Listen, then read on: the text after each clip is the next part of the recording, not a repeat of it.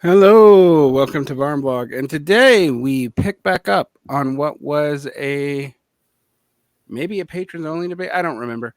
Um, because it was over 2 years ago, and I have had you on the show like 5 times since we said we were gonna follow up on this. Um, but we're going to talk about the E.P. Thompson Althusser debates, the consequences thereof, the weaknesses of both arguments.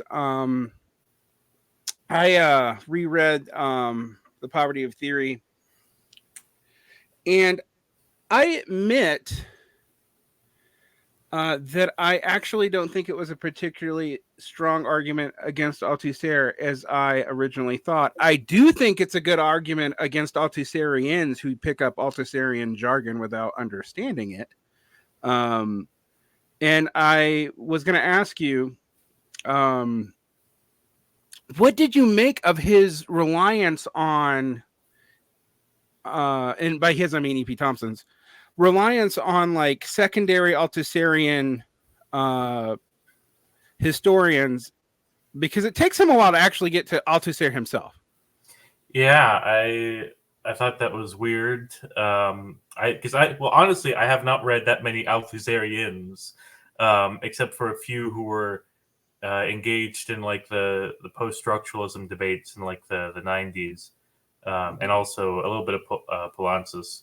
Um, but it he does like I don't know how far Althusser. I'm sure that if it was a trend at the time, I'm sure there was lots of people that hopped on and didn't really know what they were talking about. But he does also talk a lot about Althusser, which I think he makes a lot of unfair claims about what he was talking about, and if like he there's a certain sense that Althusser was either right about him, about the empiricism that E.P. Thompson is doing, or E.P. Thompson is like not really like the critique isn't really that all meaningful at all. I think, um, and I have not read enough of E.P. Thompson's regular work to really know which one it is, besides this critique. But I do think that Althusser's critiques of empiricism and historicism are important and aren't just ways to get around doing hard research. Well, let's ask ourselves a question, like in as succinct as a manner possible, with minimum Althusserian jargon, which and you can get why I'm actually asking you to do this without the jargon, because there is a way in which I've seen Althusser used where his jargon stands in for his arguments in a way that actually doesn't help. But let's get into what was his critique of historicism in general. So the big thing was that I think his primary critique, which wasn't even primarily aimed at historians, that was like a secondary thing. He didn't really name any historians, I think, when he was making that critique, or anybody particularly important. He mostly goes after like Gramsci and Lukács, I think, and he's saying that what they do is reduce like the theoretical concepts that they're creating are fundamentally political concepts. So they're like subordinate to like the political struggle that's going on in that particular place and time. And this is bad for Marxism as a science. That because this means that the categories they mean they can mean different things than from what the actual like theoretical scientific hypothesis meant. And they can know after a certain outside of that situation, they often are no longer true and are kind of totally unhelpful towards keeping this like working class movement or like keeping a knowledge of this of knowledge of Marxism, of these both strategies and knowledge of political economy and what have you. So I think E.P. Thompson does like he all kind of falls into this problem of historicism in a slightly different way, because he talks about the working class, like a class as a concept that changes over time. So I think he's a little bit slippery about this when he like is critiquing Althusser, and then he says something, and then he kind of like shoehorns this way that class changes over time into it, because like he says, oh, people understand their class situation differently at different times, which is true.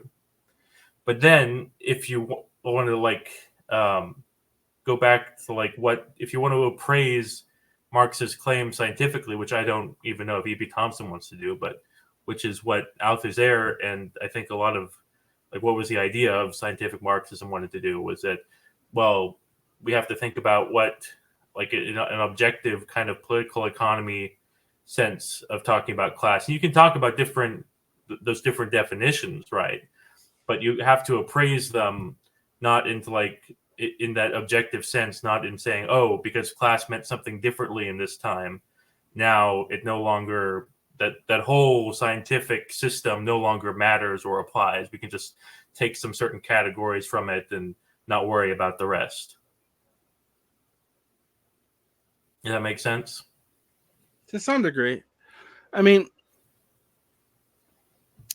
the danger in structuralism, and by this, and I'm going to also just say flat out, Althusser, it is unclear to me that Althusser's relationship to structuralism is entirely clear throughout the fullness of his career. I want to like put that out there. Now, there's a reason why structuralism is not generally associated with Marxists. It's generally actually associated with weirdo Hegelians like Claude Lévi-Strauss.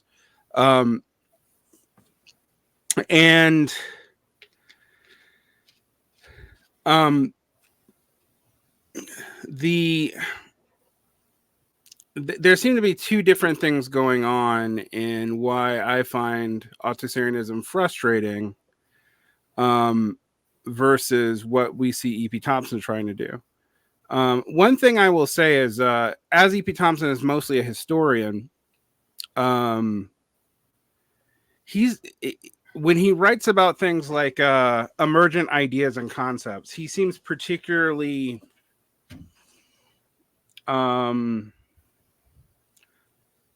unsophisticated about it. But the problem that I've always seen, Nico, is that it takes 30 seconds to go from Althusser's concept of structure to this Foucauldian locked epistemes, like closed off social world, which I actually do think needs to be flagged as pretty fundamentally idealist. In the sense that it really does think that ideas are like super socially determining, and it makes transitions between epochs and whatnot incomprehensible. Now, I don't think it is fair to tarnish Althusser with that. I think it is fair to tarnish Althusser's children ideologically with that. Yeah, I mean, like Foucault is like basically Marxism if it was a historicism. It is like it is all the things that Althusser like says historicism is wrong with historicism and more. And there is like there's a really unfortunate sense that all of Althusser's students kind of ended up becoming that, like that, more or less. I mean, you can argue about some of them. Like I don't. Maybe Balabar still okay, but yeah, I don't know. I feel like a lot of them. I tried to get into reading Villarreal recently, who picks up Althusser's concept of non-philosophy, and it just felt it was all there was no meat to it. Well, yeah, Villarreal is what happens if you read Althusser to Derrida, and then like Badiou is what happens when you read Althusser through Plato. So it's so it's, you know, I mean, Badiou's my favorite weirdo Maoist, but it needs to be emphasized how weirdo Maoist he is, because it's like he's basically a platonic form of cultural revolution is what we're arguing for. But Well, let's get back to that idea of structure, right? Because I think that so I've been trying to get more into like this idea of what structuralism was, but I didn't want to, because there was a lot of problems with structuralism at the beginning, and ways that it was used in kind of an idealist way, almost in like a Jordan Peterson maps of meaning kind of way of saying that these archetypes exist in culture and they kind of structure society in some way. Oh yeah, I mean, like Derrida's entire career is either glossing. I mean, I'm being unfair here. I actually like some of Derrida's like work, but is either glossing Heidegger or attacking Claude Lévi-Strauss for exactly that, which is like finding these deep structures, which are basically archetypes that are like reading Hegel into early human history. Right. And here's the thing: is that Derrida, from everything I've understand, was right to make those critiques. The problem is that everybody became like Derridians, or however you want to say it, and they stopped developing structuralism as like a real academic discipline, and it all became about it became idealist totally, because what Derrida does is like when you focus on how the division between categories is necessary to create those categories, including the one that is lesser or whatever. Like when you do that, you're fundamentally just focusing on the categories themselves and not what they refer to in any way. And that's what like Derrida deconstructionism all became. But once you get into what structuralism became, there was a moment there after that when structuralism was still around and people were responding to this kind of critique. That I think you can think of a mature structuralism. And that's why I've been reading Umberto Eco's Theory of Semiotics. And that's been very illuminating because I think it shows exactly the way that Althusser did relate to structuralism. Because it was because semiotics is the science of like signs and how signs gain meaning and creating codes that have meaning and those kinds of things. So I'm glad you're clarifying that for our audience. Just so you know, how I got into philosophy was Umberto Eco. I used to carry around Travels in Hyper Reality, and what else? See, I have not read anything else by Umberto Eco yet. This is the first thing I've read. Theory of Semiotics. Well, I came to him from literature. So actually, so I read Name of the Rose and Foucault's Pendulum in high school because I was a weirdo. And in fact, I reread Foucault's Pendulum about every 10 years. But my thing is with Foucault, I mean, not Foucault, Eco, is I think Eco out of that group, my bias is Team Germany over Team France, and then probably Team Italy over most of Team France too. But in this case, I do want to go into that because one critique that comes up in this structuralism as we're talking about here, I think is fair, that you see go rampant in like Italian Marxism in particular, but also in people like Baudrillard, like the second generation of people who are responding to, the humanism of the French Communist Party. We do have to contextualize Althusser specifically as both kind of a Maoist, but also I always find it very interesting. And when we talk about Althusser, is I was reading Alvin Gudner's book, and Gudner puts Althusser as like paradigmatic of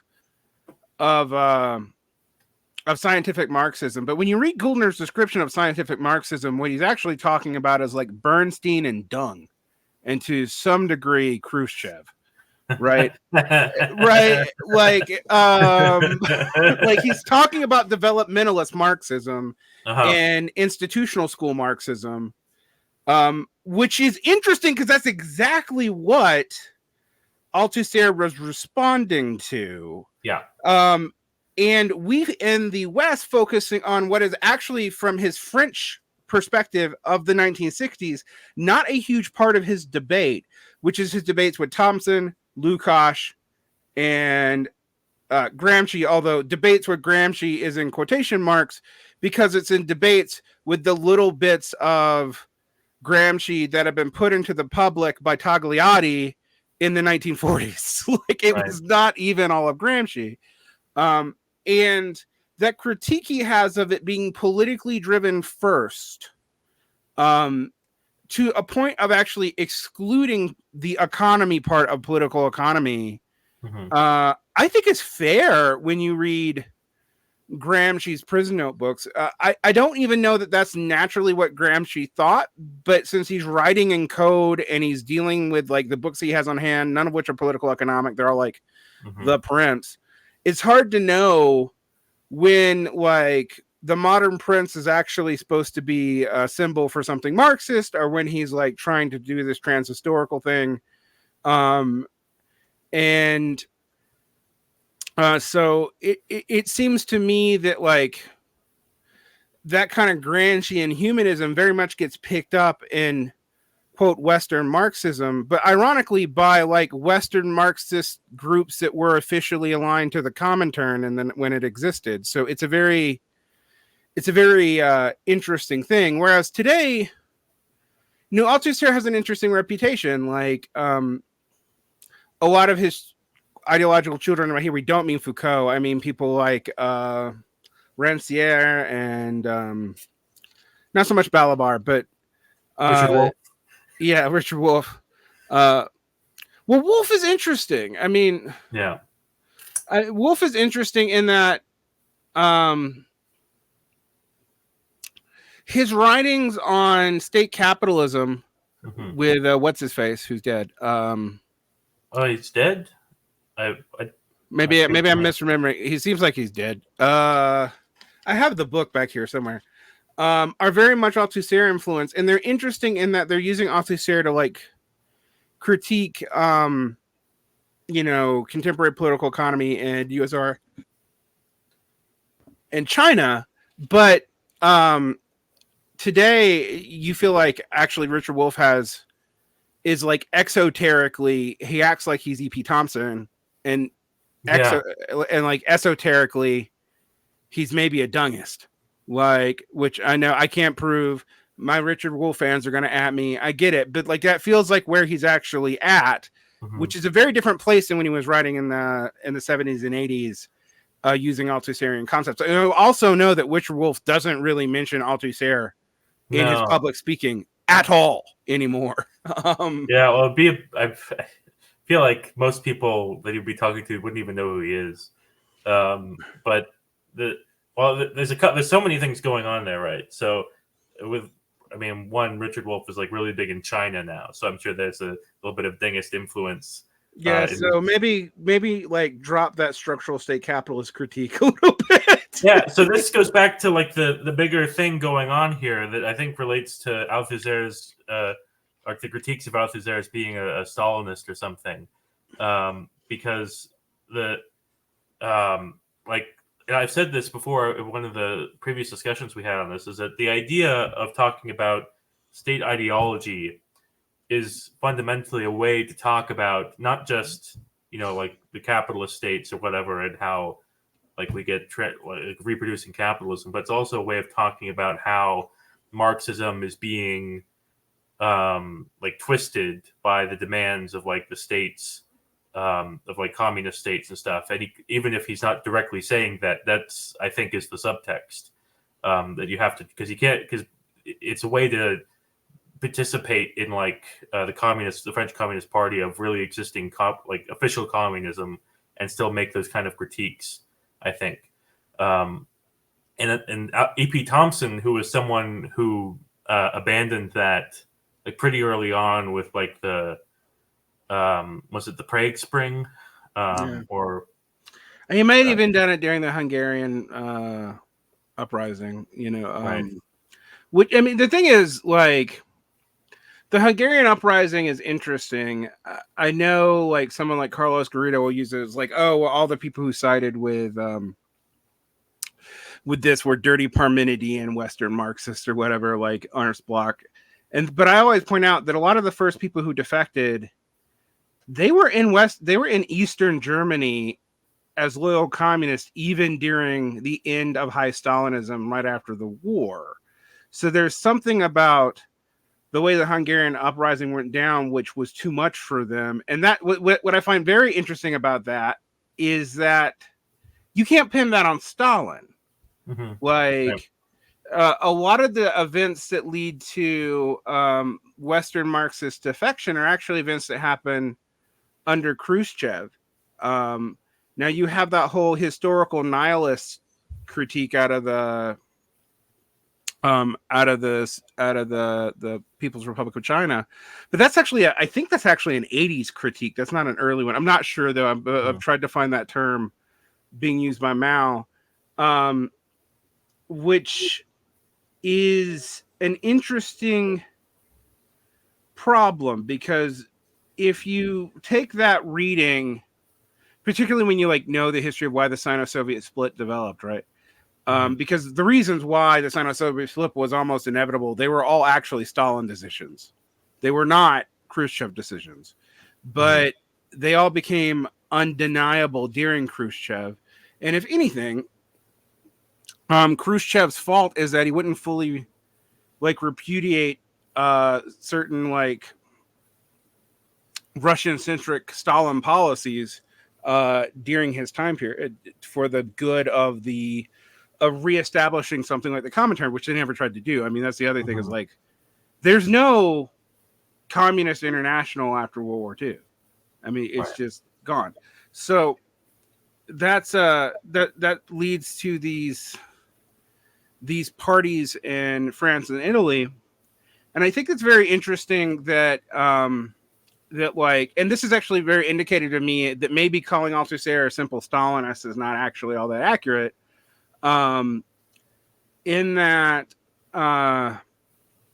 when he's attacking Gramsci, it's pretty clear to me that Althusser is attacking Togliatti's like concessionist to the Popular Front Gramsci, that is this very particular reading of certain selections of the prison notebooks, which at the time when Althusser was writing, they weren't even all available in Italian. Like, I was actually surprised to learn that recently. I was doing some research and I was like, oh, they weren't translated fully. I mean, not translated. They weren't even published completely for a long time, because Togliatti published them kind of edited when he got them in Moscow, and when he tried to when they tried to reform the Communist Party of Italy in I think 1944 as a resistance party, and it had been pretty much destroyed between 1935 and 1944. So it was. I find that interesting. And what does that say about Althusser? Well, if Althusser is critiquing that, he's actually going at something in official Comintern lines. He's not fighting with like dirty Hegelian Western Marxists alone. He is fighting them. I mean, let's not. But that's not actually his primary concern. And so when E.P. Thompson steps in, one of the things that I think is interesting is like he doesn't. E.P. Thompson, for all of his historicism, doesn't read Althusser as having any of his own history, right? Like, or any of his own initial Francophone concerns. Well, he views it from like his own perspective, which is that he sees Althusser as a straightforward representation of like official communism, I think, which is weird. Which is what he's opposed to, but it's also like he can't. Because Althusser was trying to shape things, reform things from within. I feel from that, and I think this actually relates to his structuralism, because he saw official communism and as a structure connected to this kind of like material base of the proletariat, which Thompson certainly did not, Thompson, I think, really wanted like official communism to be abandoned so that they could have like this, like, oh, we could just start over, kind of in a Trotskyist kind of way of like, if the USSR falls, we can start over and do something better, or something in that vein. And I think he didn't really appreciate that kind of structuralist logic that Althusser has. Of like the material base actually does matter. and you can't just like abandon it because you think you can ideally get something better. Well, I mean, and I guess in that sense, when someone like Alvin Gouldner uses Althusser as a representation of like scientific Marxism, by that which we mean Bernstein, Khrushchev, Dung, the Does he mention Kotsky at least, or he does actually. Kotsky is kind of in the scientific Marxist, although Kotsky's a because if you just mentioned Bernstein and not Kotsky, that's very bizarre. well, I mean, he also mentions he also mentions basically like official Soviet communism, but he won't say that.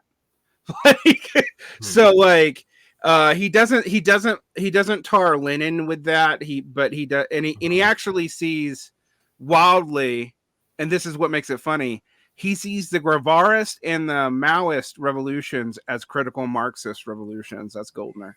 Like because they don't follow the economistic development period, and they have like they have very like humanistic and historical rhetoric. And I was like, yeah, but it's rhetoric. Like, that's not even how they analyze shit. You're just taking like statements at face value. Yeah, I think that happens a lot in some of these kind of critiques that find kind of official Marxism a little bit impenetrable, or official communism. Go ahead. I mean, Althusser also, like, unlike say someone like some modern peer like Dominic Lacerdo, does not think everything in Western Marxism needs to be thrown out. Like, well, some people count Althusser as Western Marxism as well. Yeah, I know. Perry Anderson counted. I mean, here's the thing about Western Marxism. It was originally in Perry Anderson's world a category built to talk about the new left thinkers that were cool. And then it became a category for us to talk about how all the Europeans don't see the true light of, survey says, Chinese communism as read through the USSR before 1952. But only the parts of Chinese communism that are recent. We're going to ignore everything between 1952 and 1981. Like, particularly anything about like capitalist rotors. I remember Garrido was like, "That's a Western deviation." I'm like, motherfucker, that came from China itself. Like that's internal party talk. That's the only reason we have that vocabulary of rotor. Right. Like a lot of the weird new left vocabulary is because we were translating Chinese literally into English. Like it's so there's a lot of like weird Maoist phrases that come from that, but nonetheless, I find this Althusserian problem rather interesting, and what got me more sympathetic to him was actually our last conversation and me thinking about Poulantzas, because Poulantzas, you can't accuse him of being a Stalinist. There's no way. And if anything, also this caricature of scientific Marxism as economism and critical Marxism as like wild voluntarism, Poulantzas breaks that down, like, because if anything, also he's not economistic. He just thinks that political economy really matters. Now, I find this interesting because it is opaque to me. One of my critiques of Althusser initially was I don't understand Althusser's theory of change. Like, how does change exactly happen between interpolation, structure, overdetermination, etc. It actually seems like things are fairly closed off. And I agree with you that one of the ironies of Althusser's children is that when they take those concepts and start messing with them in the 70s, they make them historicist, and also like they do remove any concept of political economy for the most part. Like it's pretty clear that that's where that ends up going. So there's a couple things here, right? So in some ways, like Althusser gestures at like a theory of change, but never fully develops it, I think, until his latest works, his last works, that you can look at in the Philosophy of the Encounter, where he kind of adopt some of like that Gramscian Prince kind of ideas of when, like, there's an idea of well in reading Capital, there's an idea of like there are structures that exist in like history, and you can move towards them or you can move away from them. But this is, and we can think of a country that regresses in terms of development, that de-develops or whatever, and that development, what it's developing towards, is that kind of more abstract concept of the structure. But how do you get like the formation of new structures, and what you really have to go towards the end when he's talking about, well, when structures start to break down, that's when you see moments where like the prince emerges and things happen that you can't really predict from the structure that came before. And do you think Althusser gets this from like trying to parse out the implications of Lenin's objective and subjective conditions criteria? Because I have, there are a few things that I think are both very misunderstood about Lenin, and also are the things that are unique to him. So revolutionary defeatism, which is often completely misread, but that's unique to Lenin. That's not in Marx. It's not solely unique to Lenin. Arguably, the whole Zimmerwald left actually picked it up, but nonetheless. Then there is subjective and objective conditions for revolution, which is not something that Marx talks about, although I do think in the letters there's implications of this, where you have, stuff about like consciousness and political decisions, but also development needing to be at a certain pace, etc. Someone like Alvin Gudner just sees these as contradictory tendencies in Marx, but I've actually begun to think like, no, he was trying to work something out about the relationship between agency and, for him, determination. Like, because if you like, Marx, and particularly in Brumaire, Marx makes all these like paradoxical statements about human agency, and that made me a lot more sympathetic to what Althusser is trying to do, because Althusser is trying to really deal with like, okay, let's assume human beings have some kind of agency. We're not going to say free will because that's a stupid debate. But in which ways are they limited by structures and which ways not? And late Althusser does kind of a weird, ironically dialectical he does that a lot. Move where he takes a lot of the stuff he was priorly critiquing, reassociates that back into his understanding of Marx, and then kind of ignores that he's actually incorporated some of his enemies into his thinking. But well, he never says that Gramsci is like his enemy. He always says like, oh, he's a genius, but here's what he did wrong or whatever. He always qualifies it. Right. I mean, well, attacking Gramsci's like also it's easy for us to do in some ways, because Gramsci has been so like Walter Benjamin or somebody. He's both a martyr and somebody who's been like sterilized by humanities academia, right, to the point that like you can see like fucking conservatives referencing him facilely and not really understanding what he's on about, and using Gramsci to like, when you think about like the conservative pseudo history of cultural Marxism, they always like start with Gramsci, like, oh, Gramsci gave up on the proletariat and he moved to culture, which is not true. Actually, that's just not true. The cultural conditions is what he thought he needed to understand to be able to build a viable party for the proletariat, while also like navigating the distances between the Comintern fully aligned factions around Togliatti and like the very popular ultra leftist parts of the Italian communist movement, which were also the founders of the party. So like Bordiga, later on Dement, etc. So it's this is something interesting about Gramsci. But yeah, I mean, it's weird to me that we read all these guys now without context. And it was one of the things I find so fascinating about, say, like British Trotskyism, for example. Like if you were to look at like the ISO, there was a weirdly pro E.P. Thompson faction in the ISO, and then there was also a weirdly like Trotsky but through Althusser faction in the ISO. I didn't know that. That's interesting. Yeah, it was not, and that's because it was mimicking the SWP, like where there was like some thinkers who, in Trotskyist circles, who read the Miliband Palansas debate and sided with Palansas and was like, oh, okay, maybe we need to give this Althusser guy more of a chance. And then there were other people who doubled down on well, Althusser's a dirty Stalinist and fuck that guy. So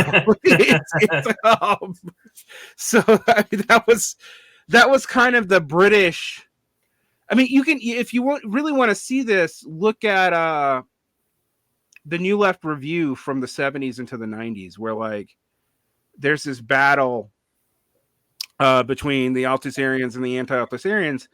And one of the interesting things that I realized emerged from this, like political Marxism has two origins, but that, I mean, the Brenner school, the Brenner Milton's Road school, one of which is a response to analytic Marxism and structural Marxism, right? But people miss the structural Marxism part because Milkins Wood, for example, thought that E.P. Thompson went too far in his critique of Althusser in a way that actually made like base and superstructure talk not make any sense. Like if you actually follow Thompson's logic out, it actually hurts understanding Marx and Engels. So so that was one of the things that I found interesting, that like the political Marxist in Britain actually end up splitting the baby between a debate, which explains a lot. Well, I think you would have to do that if you just want to keep a basic kind of Marxism, because I feel E.P. Thompson was just like, oh, we'll take some of these ideas, and he wasn't really trying. He rejected at the outset the idea of Marxism as a system, which was pretty fundamental. And that's not tenable. That's like rejecting Hegel as a system. That just doesn't work. Like, I didn't read. We're still Hegelians, but the whole system. I mean, like, are arguably also trying to impose a system on Nietzsche. That also doesn't work. So, I think that the thing with this whole objective subjective conditions, the question of like human agency and things, because I don't think Althusser was explicitly links those things in his later theory, but it is like, because when Lenin's talking about that, well, here's what Althusser says, is that the thing that gives like the prince the ability to interfere, to create this new structure to intervening in like this moment of chaos or whatever, is the fact that they have some kind of imperative, or like this, he said, like emphasizes the word, like they must do this thing, they're driven to this goal or whatever, and the goal doesn't it doesn't necessarily need to be, it's not necessarily fulfilled in what comes next, but it is what causes this new thing to come about, and that's kind of related to ideology, but it's not the state ideology, but ideology is this kind of set of instructions that you must do this thing, and it's an imperative to intervene to create something new. And I think that when you think about things that way, and the fact that this is the fact that ideology is a condition that everyone has, regardless of like who you are or what you're doing, like the fact that, like, to him, like this whole thing of structuralism is like the hard part. The idea of like having a set, like an ideology an ideological imperative to go out and do revolution or political change or whatever is the part that comes naturally, because structuralism or structural Marxism that he was doing was like an attempt to do like a scientific project that was beyond political conditions, and that creating this like objective scientific knowledge through like a theoretical practice, like not trying to just go out and do things, but to rigorously systematize these concepts and what have you. That was the thing that was historically rare and difficult, you know? Yeah, I mean, this is one of the. This is why I asked is if you thought this might have some relationship to Lenin's objective and subjective conditions, is because people trying to figure out why the objective and subjective conditions don't have a clean relationship was like a huge intellectual project in the 20s and 30s. Like, it was just like, okay, now that we have this distinction, we can always say when it looks like oh, you know, immiseration or a certain period of development or whatever is going to trigger revolution, it doesn't happen, where we have to go to subjective conditions. And that, in a way, is even why Lenin develops the concept. But it's interesting because it does get into this, it does get us away from this automatic view of like something happens and X is going to trip and it's going to be inevitable. And one of the things that makes I think Althusserian structuralism not guilty of a lot of the automaticity of a lot of, quote, scientific Marxisms, which are basically developmentalist, honestly, is that Althusser doesn't seem to think that in fact, he seems to think that it's a teleological error. You know, I think he even uses that term. To read laws as being, you know, unilateral that way, and I think what is missed when we discuss this is he's reading the pronouncements of the Comintern and then of the French Communist Party, you know, both in their humanist and in their high Stalinist periods, and going like, well, okay, if this is a science, it does seem to be problematic that you guys keep on predicting wrong stuff. Like, he doesn't say that explicitly, but that seems to be implicit in his critique of the teleology of trying to deduce general historical laws like that.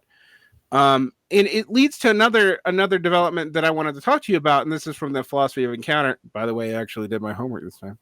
Nice.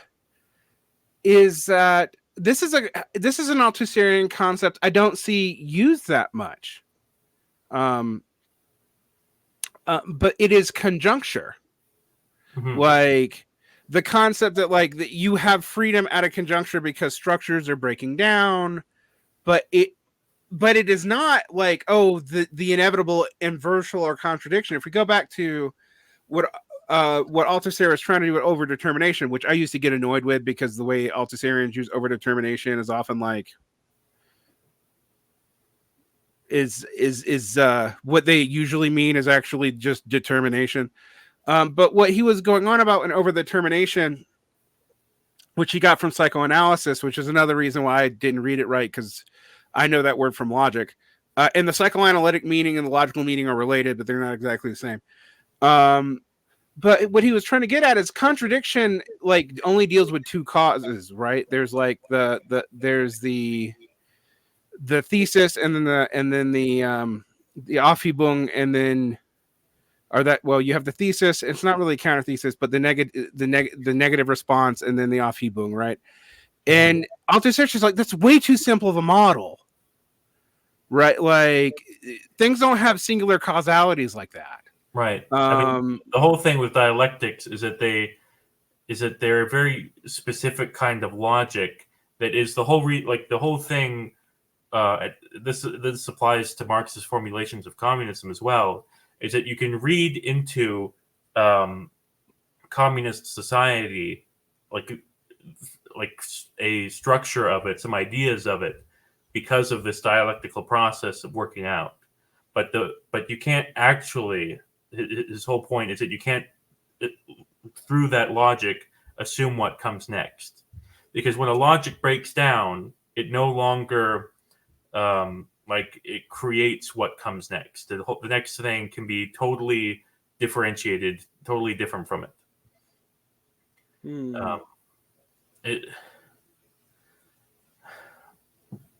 Yeah, I mean, go ahead. No, I mean, but I see both why that is super helpful, but also how it could lead to Foucault. Yeah, well, here's the thing: is that I think that idea came. I'm pretty sure that idea came after Foucault and the whole post-structuralism thing happened. That this was a response. Okay, we have to deal more with like these kinds of things of what, like the breakdown of structures and neoliberalism and everything. Because I think this was the most fertile moment for structuralism, but also it kind of sealed its fate as an academic backwater, because everybody was just post-structuralism now, and nobody was reading the responses to post-structuralism, which was very frustrating. Yeah, I think that's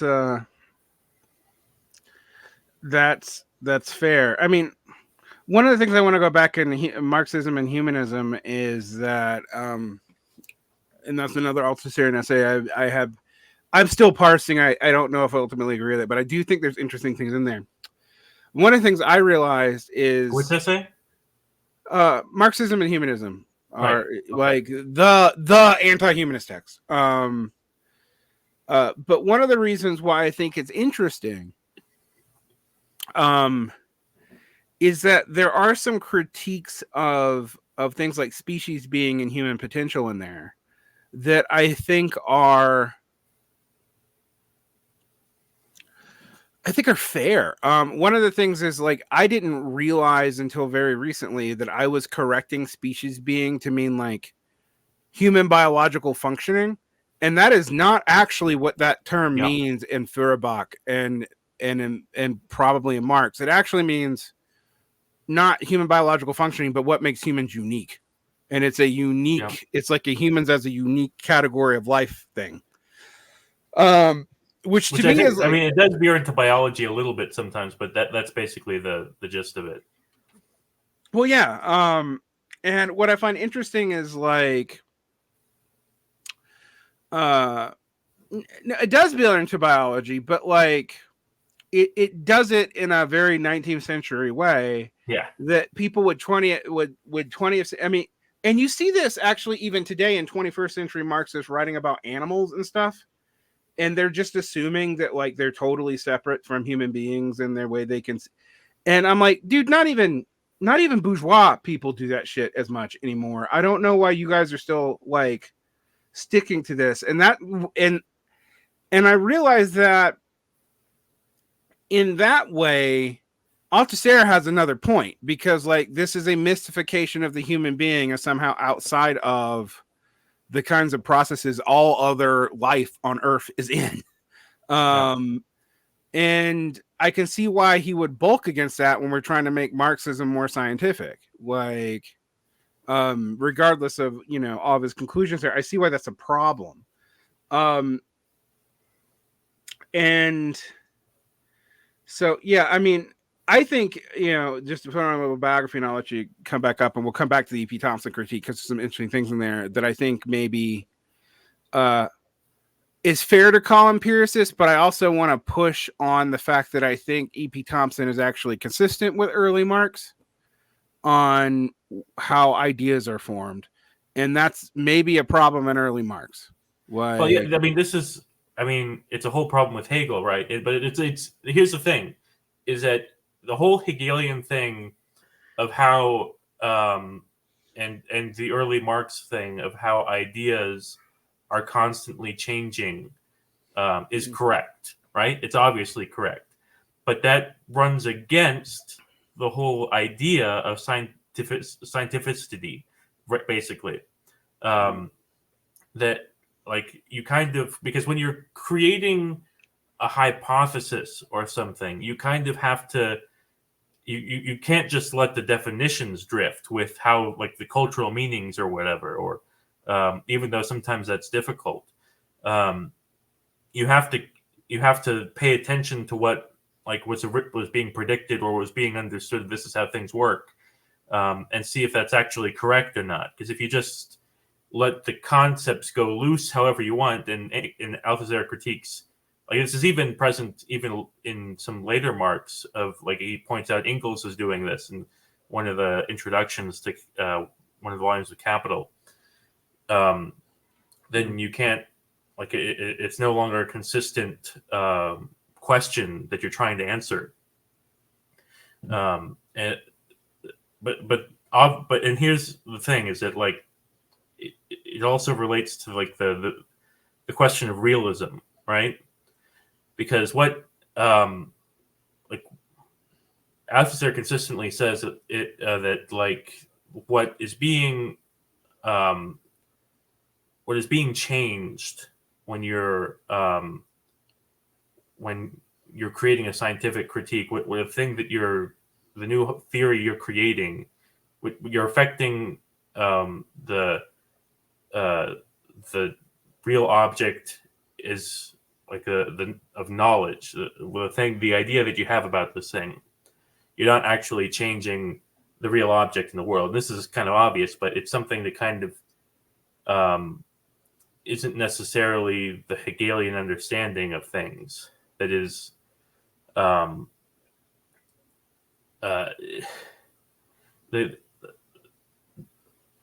this actually relates, I think, a little bit to what we were talking about earlier, which is like these political predictions not coming true.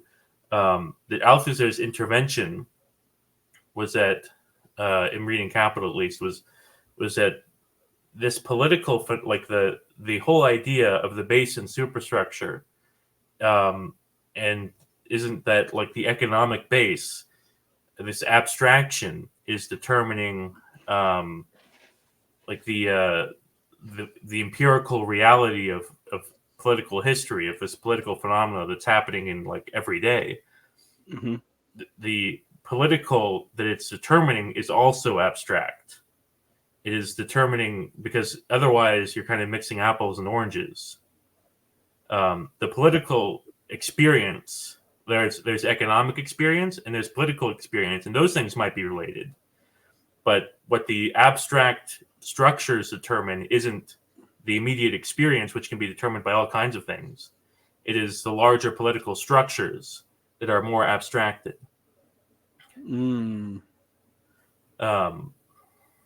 And the problem with like dialectical thinking is that you can't, like, you're always just when the circumstances change, you're always changing with them. So you can't actually you're adapting to them, but you're not actually learning something consistent, which is kind of I think a self-contradiction within Hegel, because the whole point is to learn stuff. But you actually have to like go against that tide of meaning, the change in meaning, in order to make sure you actually know what you're talking about, in order to get back to what the concepts are referring to. Mm. Okay. So where do you think E.P. Thompson really messes up here? Like, you know. Well, I think I think he's like basically doing the same thing that Althusser critiques Engels for in like that one period. E.P. Thompson does this whole like kind of cheeky thing of like, oh, this is he does these extended metaphors about how Althusser is in like on a stage in a theater and putting on a ridiculous like vaudeville performance or something, and making fun of Marx and Engels in weird ways. Mm-hmm. But he's like, I think he's straightforwardly doing that thing of allowing, in particular, the concept of class to change over time, so it doesn't have scientific meaning, or it doesn't have. And he's also like very against the idea of system, which I think is very important, both for scientific theory and for Marx. And so he does kind of slip into empiricism sometimes in that way, that like, oh, we can just like he sometimes like he'll qualify it and say that like, yeah, of course we don't do just empirical research without a theoretical understanding, although he says some historians do that. But you have to, but we do have these important concepts that we take from Marx. But if those concepts are changing with the empirical data that you're getting, then you're not actually testing those concepts in any meaningful way. You're just like expressing the current situation in Marxist language. So this has interesting implications to me. You said privately that you think this led to the problems of the New Left, and at first I had a little bit balked, but then I thought about this particular problem. Mm-hmm. Let's talk about Deleuze and Guattari for a moment. Okay. One of the things that Deleuze and Guattari do, and Baudrillard does it during both his Marxist and his post-Marxist, anti-Marxist period, is they use Marxist vocabulary and Marxist structural systems, but they strip them of all their placement in the system of ideas. And let's think about it as like it's like if I'm given a machine that does a thing, and I just start taking parts out, and like I make a clock on the wall with the part. Okay, cool. But the part no longer is part of the clock. Like it's like an aesthetically part of the clock on the wall. I literally just the other week I was at like art shop, and they had all of these clocks made out of computer hard drives and motherboards and stuff, exactly like that. Yeah, and I think that is sort of what's happening with this apparatus. So like you see the MCM stuff from Capital Volume 2. The way Deleuze and Guattari use that has nothing to do with the way Marx uses it. Or when Baudrillard is critiquing value in Marx, he's deliberately equivocating like different ideas about value that, again, contextually and textually speaking, both have nothing to do with what Marx is specifically talking about. It's like it is shaking Marx out for neologisms, or even not even neologisms, but just like concepts, and applying them willy-nilly to how you want. Now, this is like my major critique of Team France. Like, seriously. Yeah. Like a lot of the French philosophers do it. Yeah. And I realized that like Althusser actually isn't doing that. Like he's actively not doing that. And in fact, that's what he's afraid of. And when you remove this idea that Marxism has systemic reference. Now, for Althusser, we know from his letters and stuff, he basically admits that he only considers like two texts to be fully without humanism, which is like the critique of the Goethe program and like some letters. Like, late Althusser kind of like, for those of you, I'm not even sure about critique of the Goethe program. Yeah, it's like, and I find that interesting, but I also find it interesting that you also can't accuse Althusser becoming one of like these dungest developmentalists. If we just develop productive forces, socialism will just happen, or the immiserationist or accelerationist, depending on what time period you're in. Thing is, if we just let the contradictions of capital get heightened to an absurd degree, people will have to rebel, which is also dumb. There's no historical evidence for that. But Althusser's not guilty of either, and I was surprised. And the reason why I bring up my own relationship to Althusser is, I told you the first time I ever read Althusser, I threw him against the room. It was Lenin and Philosophy. I thought it was the ideology essay. No. It's Lenin and Philosophy, and then the ideology essay. I threw that across the room as well. That the first one was my teacher's fault. in grad school in a critical and literary theory class, and the second one was Douglas Lane's fault.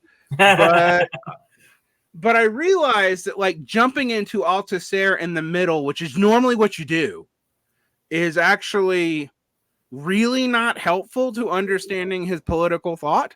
I mean, that is what I did, and I really liked him. But I only really loved him after I read the Philosophy Encounter. I thought the ideology essay was just okay. But I had this similar experience. I didn't throw him against the wall, but when I was first reading Marx, I was not a fan because I was reading the early humanist texts of like the 1844 manuscripts or something like that, and I did not like that. Well, I mean, you and I still disagree on alienation, but it's actually because I think alienation is a more scientific concept than you do. But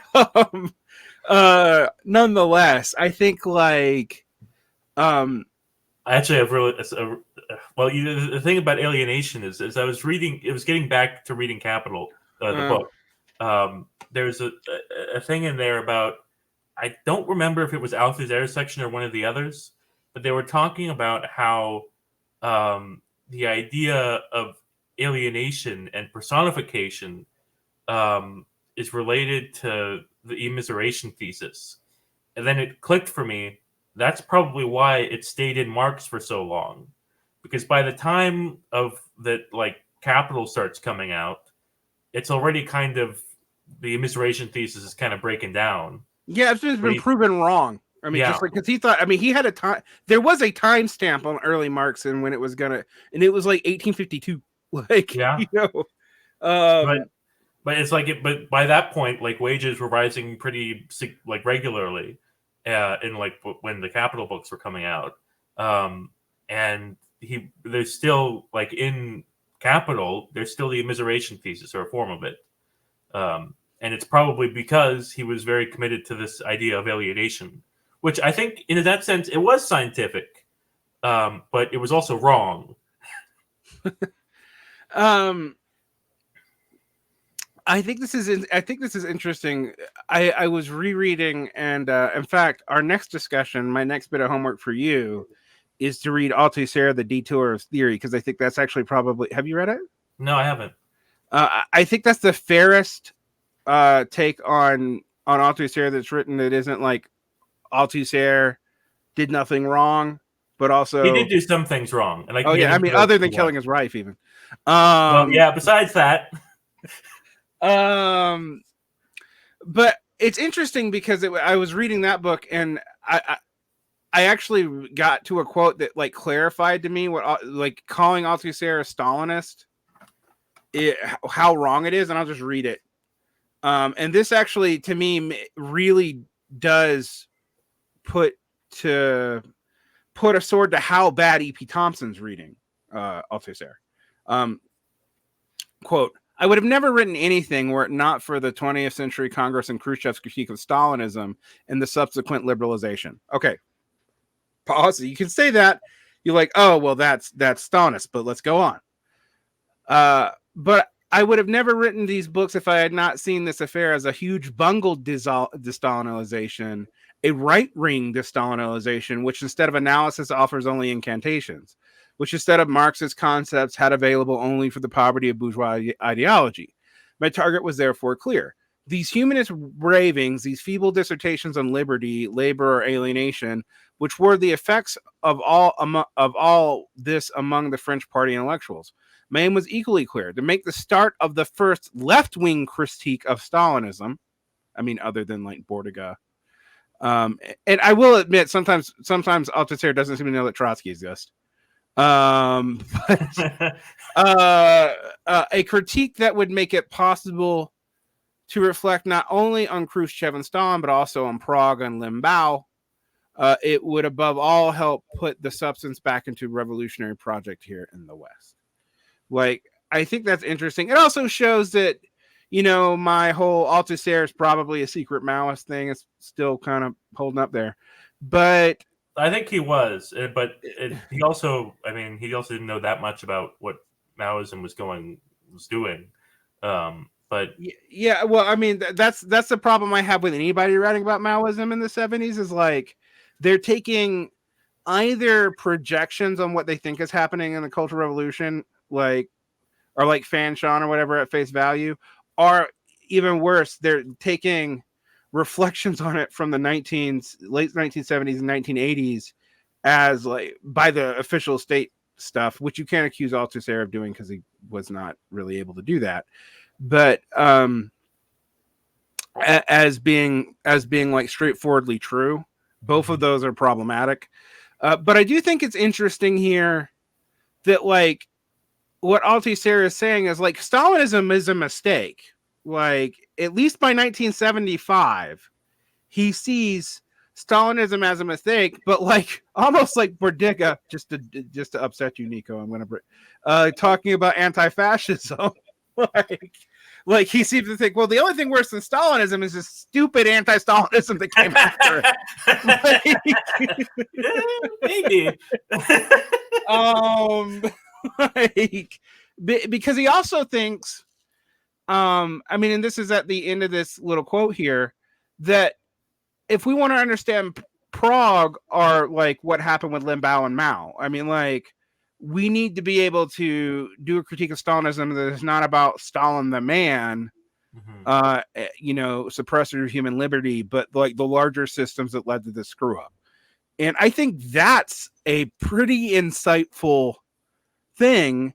Unfortunately, he doesn't like one of the things about it is Althusser doesn't say that explicitly till very late. Yeah. Like, he says that in the mid-70s.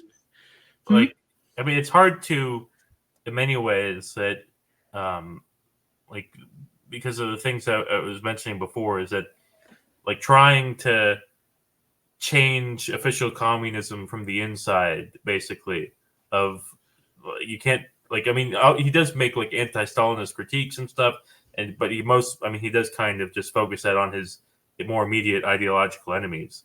But it's like he wants to instill this idea of scientificity as like a bulwark against this kind of just letting the state determine everything about ideology and philosophy and science and everything.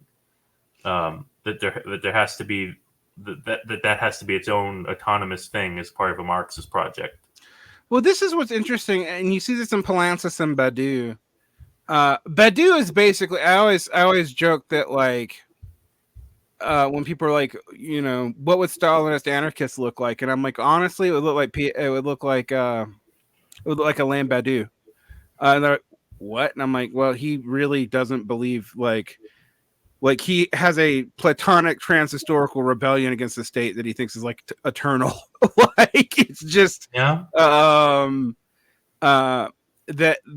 the philosophy of the encounter requires like this intransient devotion to like revolution that makes Trotsky and isn't it called something else? The philosophy of because the encounter was Althusser, but it's phrase. It's philosophy of the event. Right. Because also Badiou is taking Heidegger and Althusser and doing weird Maoist magic. And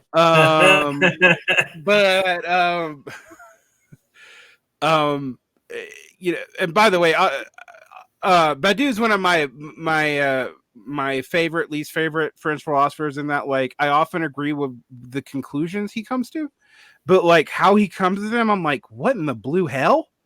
Like, it's just bizarre. Although I don't agree with him about like this eternal revolution where basically we just have to slaughter everybody forever, because that's not great.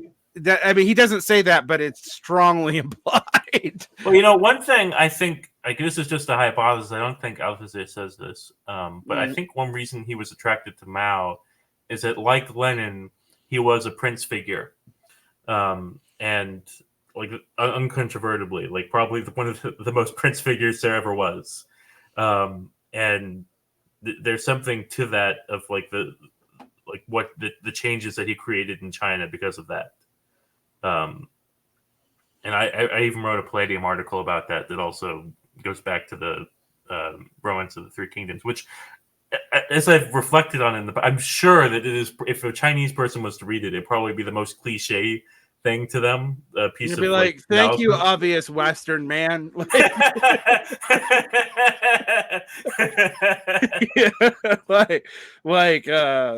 Thank you for showing even passing understanding of our culture as translated into English. But, I mean, it's interesting to me. I mean, like, it's interesting to me also what Althusser comes to represent, because one of the things that I find interesting, right, is like everyone reads Lukács as like the anti-Stalinist because of history and class consciousness and all that, and like his early Sovietism, and by Sovietism I mean councilism,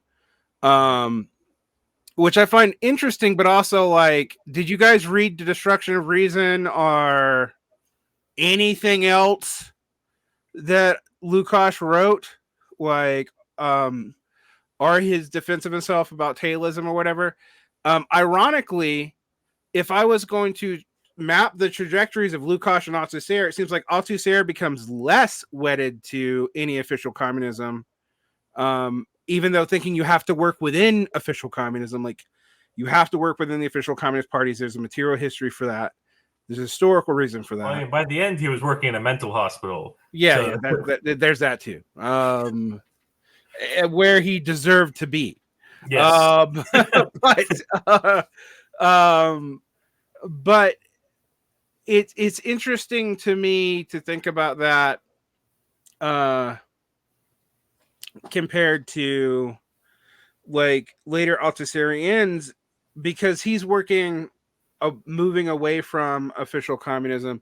Althusserians are all over the place in their relationship to any form of official communism. But like, I do think in that way, Poulantzas is actually an interesting successor to Althusser more than the other people I mentioned, because Poulantzas seems to understand what Althusser is implying about the state, like where some people, because when I read the repressive and ideological state apparatuses books, I kind of read Althusser just saying we needed to do that. Like, in some sense, he kind of is, but it's also like you can't like the working class has to have like these. Oh, we have to have these institutions. They're creating ideology and whatever, but you can't take it too seriously, right? Right. Which is the problem of historicism, that you are taking it fully seriously in a sense. Well, this was the thing, is when I read those Althusser essays, both on ideology and Lenin and philosophy, and particularly the early form of the state and ideological apparatus essay in Lenin and philosophy, I read those as like almost state absolutist in a particularly French way. Like there is like a French state absolutism that goes all the way back to Enlightenment. It even shows up, I think, in some French Marxism sometimes. And my professors, who also, by the way, tagged me to teach this with just reading those 2 essays or 3 essays or whatever, which is insane, did not really contextualize to me that Althusser this was descriptive, and he did not think this was something that communists should necessarily just do. Mm-hmm. And so I read him as like the ultimate form of statist Marxist, like that he just thought we could like build our own ideological and state apparatuses and just counter the current ones and never the twain shall meet and move on. And that's not what Althusser means, like, to be fair to him. And I think Althusser is taught really poorly. Like, I really do. Like, I think he's taught really poorly. I don't think his my encounters with people trying to get me the grammar on Althusser made me really sympathetic to E.P. Thompson. Whereas when I tried to read it neutrally, I started seeing that, like, oh, there are problems in Thompson, like for what you said. So let's talk about this. Like, Thompson seems to think that like the physical use of something emerges naturally from, like, I guess its form and nature, which is a theory of emergence that you can get when you try to like materialize Hegel, which early Marx is trying to do.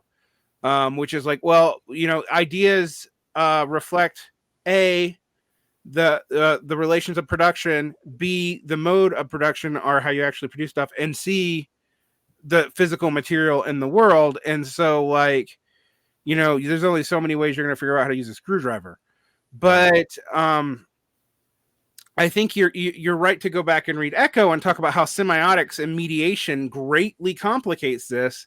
And one thing Althusser seems to pick up on that, like, other media theorists actually pick up on, is that the want that you get from Hegel for a totally unmediated reality, that particularly in French, and I'm going to say this also, this is important.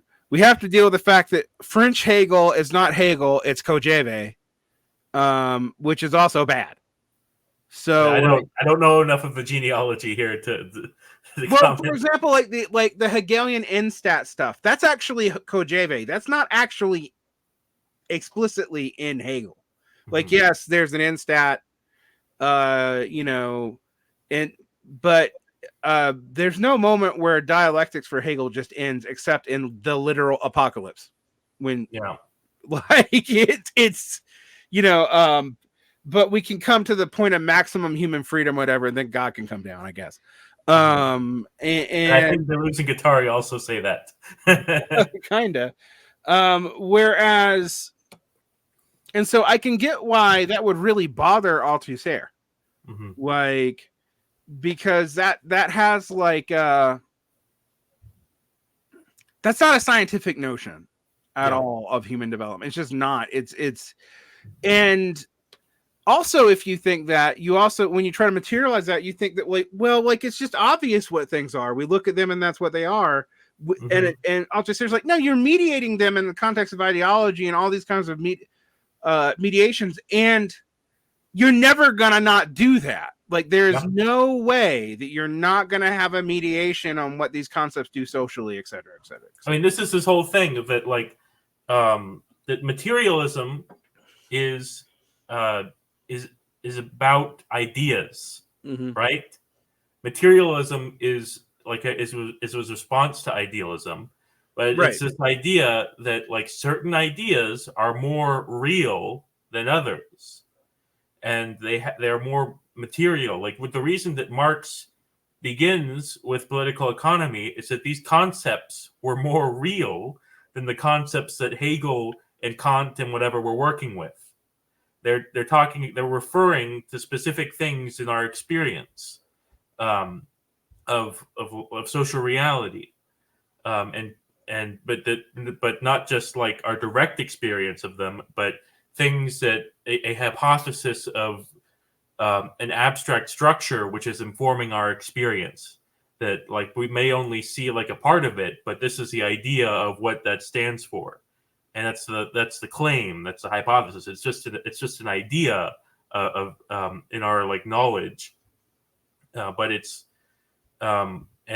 scientific in the sense that we're making the claim that it could be real, and we can learn more about it, that maybe it won't be real, and we'll come up with, and through critique, we'll create a new theory. And there's problems with Althusser that are related to this. That he, in talking about the form of how science acts, like, Althusser is still just a philosopher, a theoretician. He doesn't really know, like, he knows history, but he doesn't, like, know it as well as, like, a actual historian or archivist would. And he doesn't know political economy as well as someone who's doing, like, statistics and whatever. He really didn't know Marx that well either till the 70s. I'll be, like, quite honest. But but the problem with all that is that like, you can't, like, he's giving us this theory of how to do science, but he doesn't, like, know enough about these other topics to necessarily do it, Yeah, and I think that's true. I would even go further, and, like, you and I had a debate early on where I get frustrated about the Althusserian notion of science, but then I was like, well, but his models for what science were common in France at the time, but they're, like, only one of them would we consider still part of it, which is like new developments in physics, like because that's the aleatory materialism is related to that. But it's interesting because that's one of his critiques of Marxist humanism, and that is big M Marx, small n humanism, is that by reducing Marx down to universal laws, or by doing two things. One way, it's one of the interesting things when we talk about E.P. Thompson versus someone who really hates Althusser, like the Marxist humanist, Marxist-humanist. It's confusing as fuck that there's some. Which ones are the TSSI people? That's one of the so the Marxist-humanists are the MHI, that's TSSI people. That's Kleiman and his coterie. Those people are related to Althusser a little bit, right? What do you mean? Like they got something from Althusserian interpretations, I thought. Yeah, they do get something like the original SSI, the single system theory.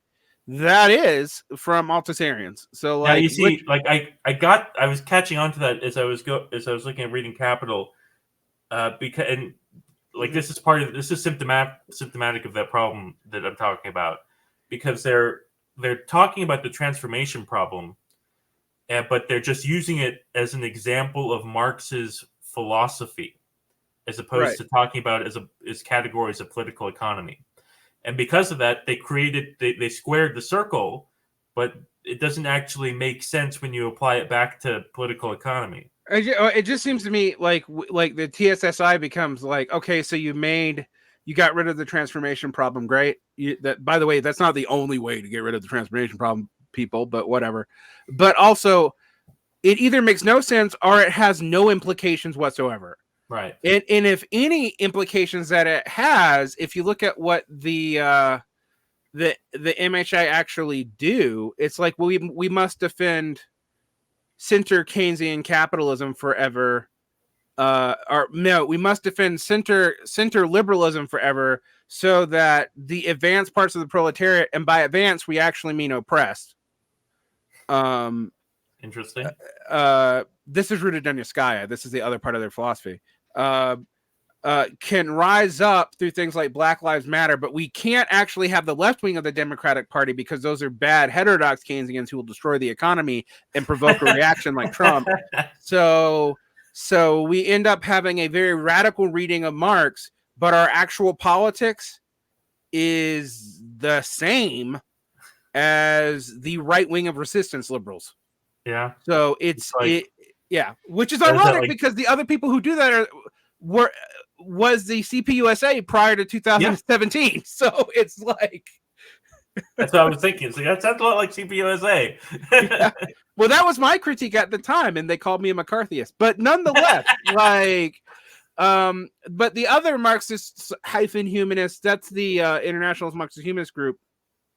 They don't have TSSI. They don't think that's important, but they do have that latter part. Like they're all about that racial struggles will actually be the proxy for the advanced parts of the proletariat, a la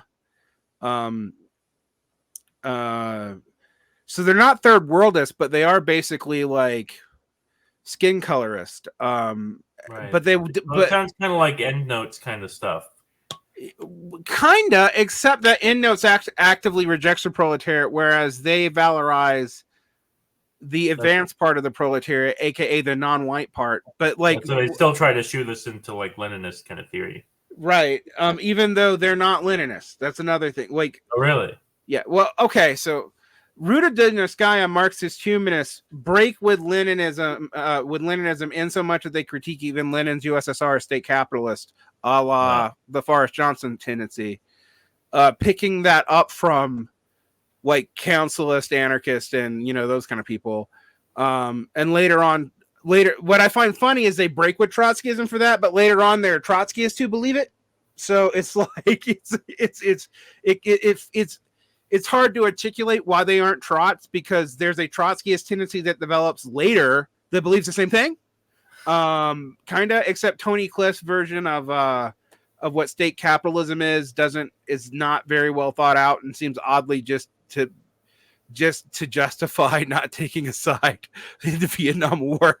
But nonetheless, that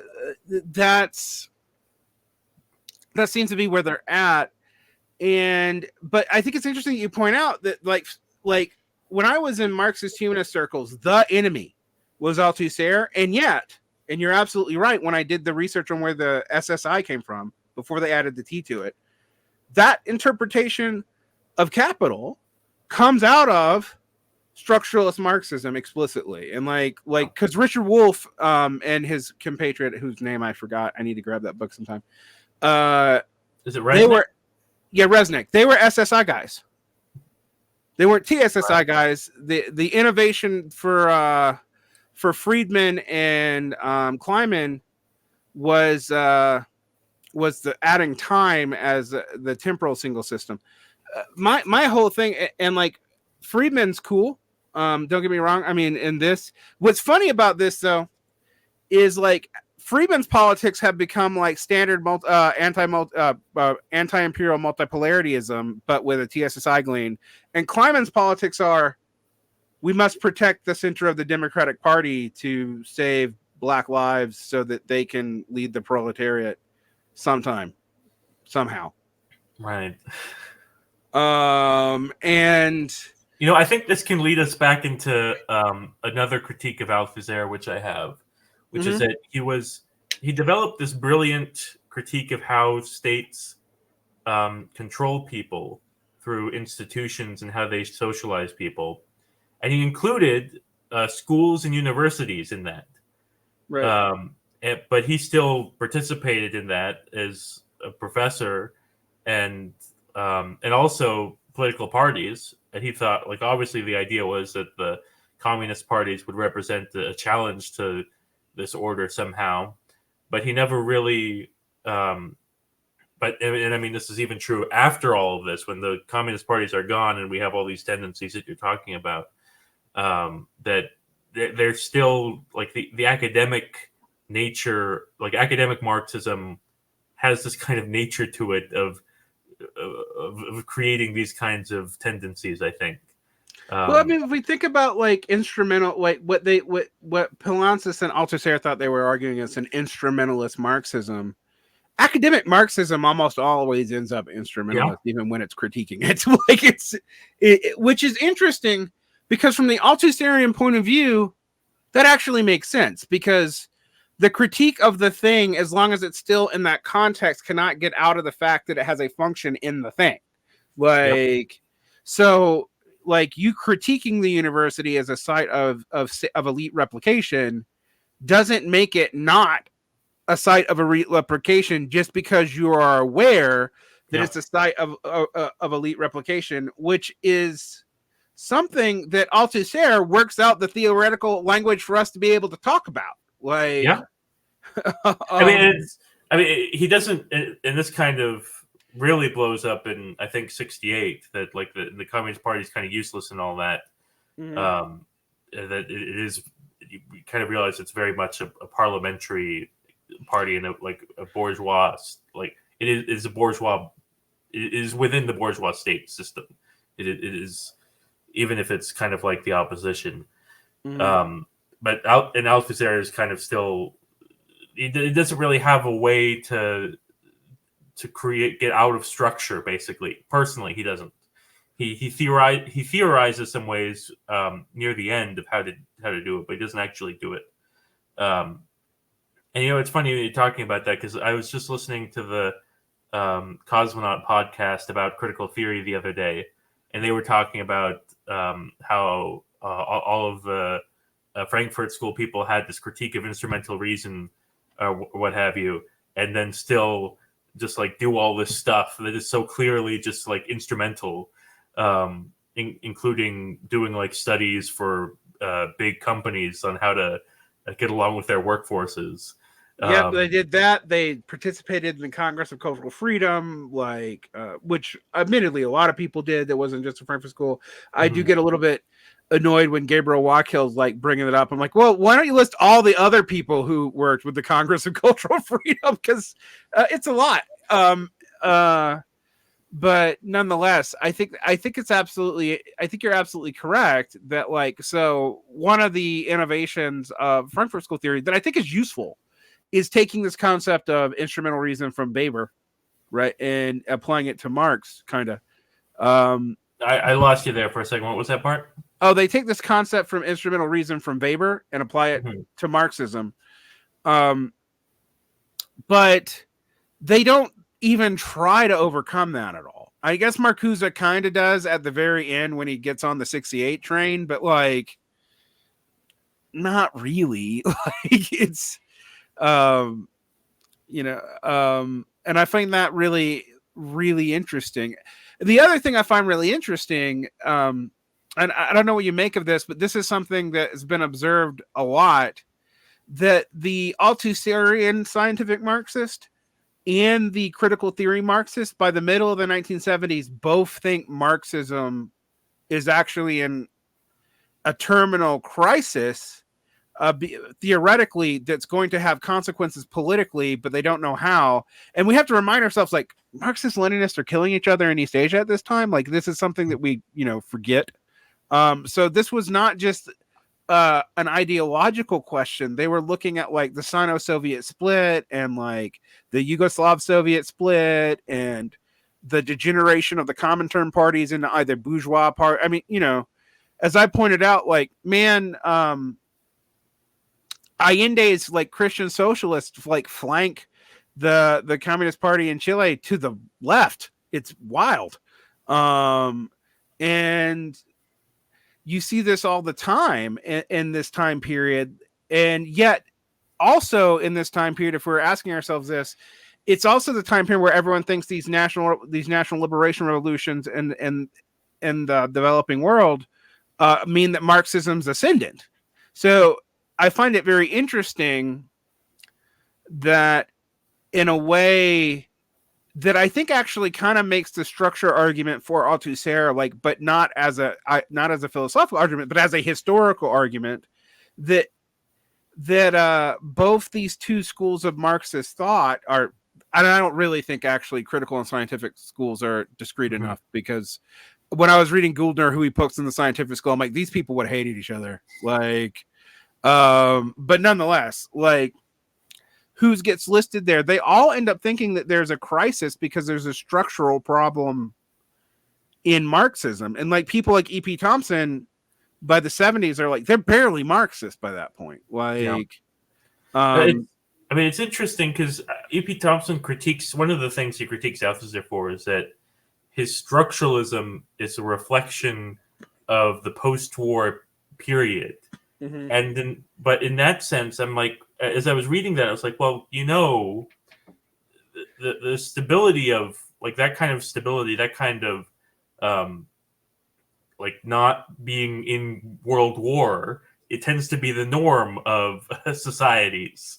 That, like, he's talking about, oh, we need to get back to, like, this, like, quote, like, romantic, as he puts it in quotes or something, of like the heroism of, like, the proletariat during the two world wars period, and they were able to do so much. This is this weird. We see this today, although it's not phrased in the way Thompson does. It's like, oh, we need all of our mass movements back, like, right before and right after World War II. And I'm like, guys, you're missing that World War I and World War II are why those existed, and you don't want that. Yeah. Like, I'm just saying, like, if you want to start talking about losing 25% of the world population, then that's a hard sell, particularly when you're talking about it in a post-World War II, major powers have nuclear weapons kind of way. That's a hard sell. Okay. So I think I mean, the thing is that Althusser does kind of talk about the like the same kind of romantic, kind of heroic struggle later on too. I don't know if you read or internalized E.P. Thompson's critique there or something, but that it's the same thing that we talked about with him taking in those parts of Gramsci with the Prince. Right. that like the prince is engaged in this moment of turmoil that he's taking advantage of to change history. But at the same time, but Thompson seems to want it to be like that all the time. This is the main thing that everybody should be thinking about and trying to create, which, I mean, could serve an instrumental goal in certain circumstances. But Althusser's project, I think, is so much more important because I'm trying to think about how, it's the same thing that Marx was doing, of figuring out how the way the system works creates a crisis or creates its own destruction and stuff, because while the way the system works may not define the next system, it does, if allowed to play out, define how it breaks down. Right.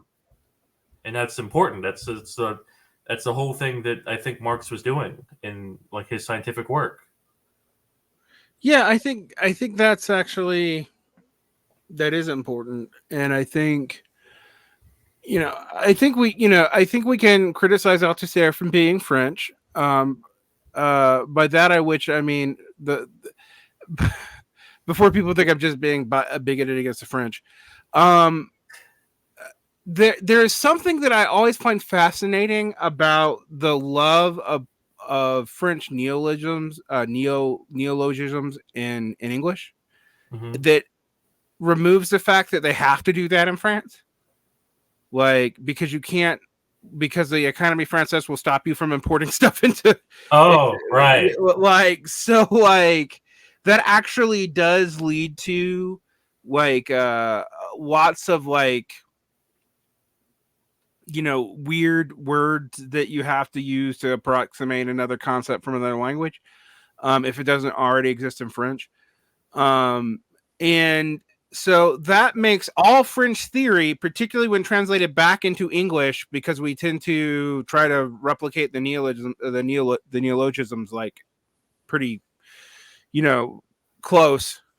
It leads to everything sounding weird and esoteric and magical.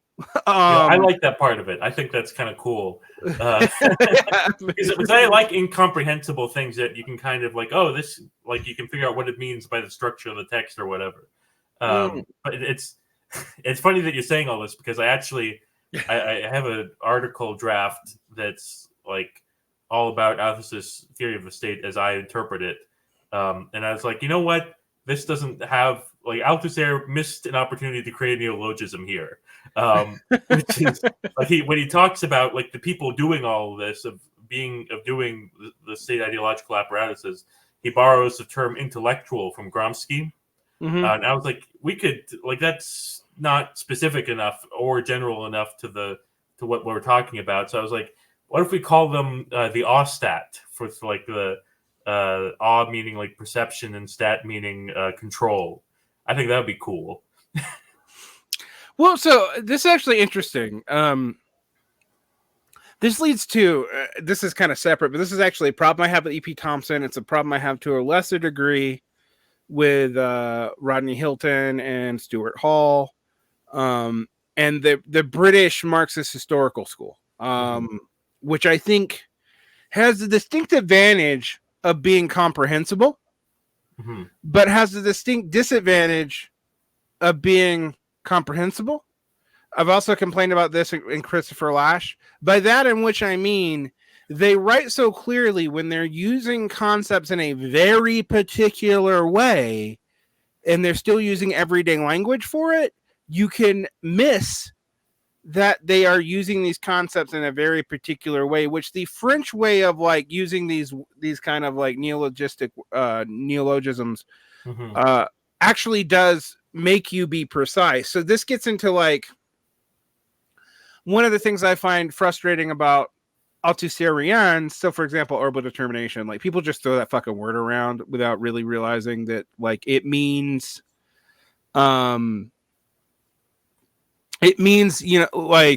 multi-causality, basically, right. Which is actually what it means too in and analytic philosophy. Like something is overdetermined, it has so many causes you cannot figure out a primary determinant. Yeah, Richard Wolff uses it that way as well in like economics. Right. He actually specifically uses it in place of dialectics.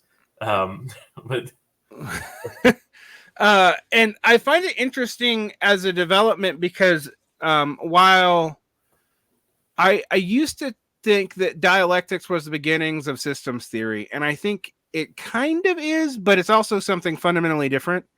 And by that I mean dialectics really does think the form of opposition and everything being able to be broke down in binary oppositions, so all that's really important. It's so much so that like Ingalls tries to like, you know, make reality work that way. And reality no worky that way. Like, well, not most of the time, no.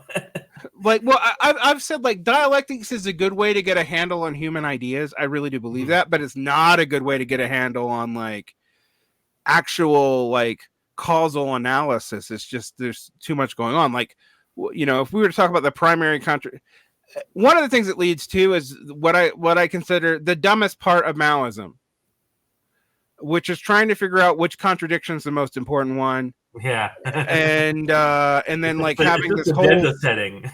Yeah, and like having this whole orientation based off of like the primary contradiction versus a secondary contradiction. And let me tell you that if I believe in a primary and secondary contradiction, I think Maoists have it backwards. I think imperialism stems from capitalism. Imperialism in the way that Lenin describes it stems from capitalism. Not the other way round. So it's and it's never clear to me, like when Maoists talk about this, whether or not they think that capitalism is capitalism is a development from imperialism, as some people interpret that, or if it's just like, well, that's the primary contradiction is the one we can address first. Which is imperialism, and then capitalism we'll deal with later, I guess. I mean, it's almost like explicitly the kind of political expediency kind of thing that we were talking about earlier, that it's like, well, this is the thing we have to deal with first, so it's the most important thing. Right, and it's a thing that we're going to do the unified China. So, like, yeah. I mean, and I think that's actually part of why someone like Gouldner would actually read Mao as a critical Marxist development, because it's got this romantic heroic thing going on there. But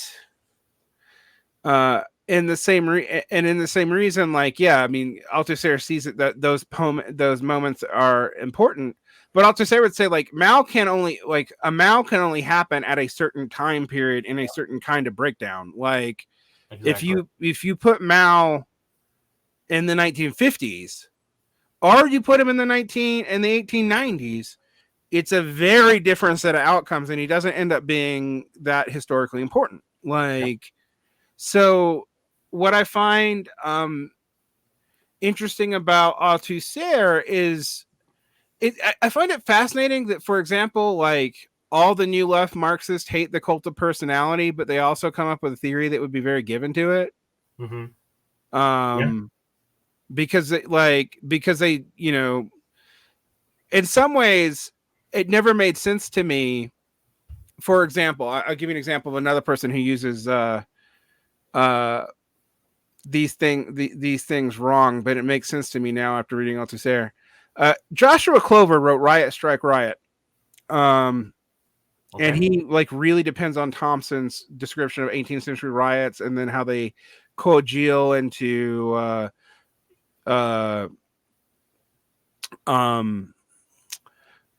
like unions, and those congeal in political parties. And he goes like basically, but we've returned to another time period of riot, and that's how we're gonna like deal with the situation of contemporary capital, blah blah blah. You know, that book is already dated, like it feels like it's from 100 years ago now, even though it's only literally from like 6. But he's one of his ways from doing that is actually he applies the MCM circuit to entire movements of history. Wow. Okay. So it's a very like almost Deleuzian Guattari move, and then he's basically. And then he uses it to basically justify the communization practice of like, well, we don't have to worry about the working class anymore. We can just write riot. Well, it reminds me of the way that Zizek uses quantum mechanics. It's like, yeah, this is how it works, you know. Well, Zizek uses quantum mechanics in the way Deepak Chopra uses quantum mechanics, which are also really. We can do a whole other thing about like. As important as Zizek was for me in 2007 for like making me feel like I wasn't a weirdo for being obsessed with Marx when everyone was like on the Hart and Aguirre Mufen Laclau period of like we just need populism and it's the multitude versus the elite or whatever, and you know, luckily Nico, you are just slightly too young to have dealt with all that. Well, yeah, but I mean Zizek was still important to me too in like the 2014 to 17, 18 period. Yeah. Zizek was important to me in the 2007 to about the time period that you're talking about. I started becoming more and more skeptical of Zizek beyond his Lacanianism, by the way, because also one of the things I hold against Althusser is there's Lacan in there. I mean, I have not read Lacan yet. Everybody keeps telling me to read Lacan. I should get to him, especially since I'm going through Althusser's influences right now. You have to read Lacan, but also good fucking luck, because my thing about Lacan and is like everybody kind of reads Lacan the way they want to read Lacan because it's really vague. Well, you know, this is like when you're talking about the way that French authors write. I was like, but the thing is that Althusser is one of the clearest of the French authors compared to everyone else. Oh yeah, compared to like Derrida or Baudrillard or Deleuze and Guattari, particularly Deleuze, actually. Yeah, Foucault was pretty clear, but yeah, I was about to say Foucault is bad, but actually he actually is like Althusser in that his neologisms are actually needed. Like they're not just made up. Although he does pull some stunts. One of the things that Foucault does that I've always been fascinated with is he softens Nietzsche. Yeah, he does. Like, and the way he translates certain Nietzschean phrases into French actually softens them significantly than what they are in German or even in English. So like when they talk about like force or power in French, Althusser uses like the softer word like the power to make, and like it's pretty clear that power in German and in English really should, if you don't use power, you use force. Yeah, like it's the will to force. I mean, this is the start of like Nietzsche is like a queer self-help guru or whatever. Yeah. I mean that does come out of I think particularly on like Foucault and Derrida, who soften. I mean, Derrida also softens Heidegger a lot. Whereas even some of the earlier weird like Nietzsche Marx hybridists, like I don't know, Bataille, who's a crazy person. But Bataille's not softened in Nietzsche. Bataille's just weird. You know, Bataille does think of himself as a Marxist, but also maybe a death cultist. So do with that what you will. You're talking about a guy who's a Marxist, but also obsessed with human sacrifice and willing to have it done to him. You know what's something that I feel goes under commented on is that I think that the reason Althusser is so laser focused on like the scientificity of Marxism is because he was a Catholic and still remained a Catholic throughout all this. Because that's interesting that people forget that he's religious. Yeah, like I mean, he didn't go to church very much, but he was. I mean, like he was still Catholic and he's talked about being Catholic. And there's that interview. He's like, "Well, maybe I'll go meet the Pope one day." But he's and he thinks about like, oh, it's like this. He still thinks about communism as like an expression of his of his Catholic values of universalism or whatever. But more specifically, I think like the reason he doesn't do like a lot of the errors that Marx and Engels do with like dialectics, in taking them into the scienceness of it, is also related to his like ontological this was probably related to Marx and Engels' ontological atheism, is that by turning Hegel on his head, they were trying to take like the religious connotations out of that and replace them with and use dialectics as a material kind of thing, that could no longer be like the spiritual Christian kind of idea.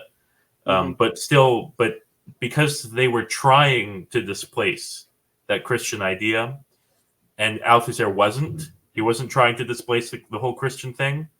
They were still sneaking in all of these unscientific things into their project, I think. So in some ways, since Althusser has we might call it a secondary worldview, he does not need the primary worldview to do as much work. Yeah. I find that interesting. I actually remember learning that like Althusser never fully renounced his Catholicism and probably died some kind of Catholic, and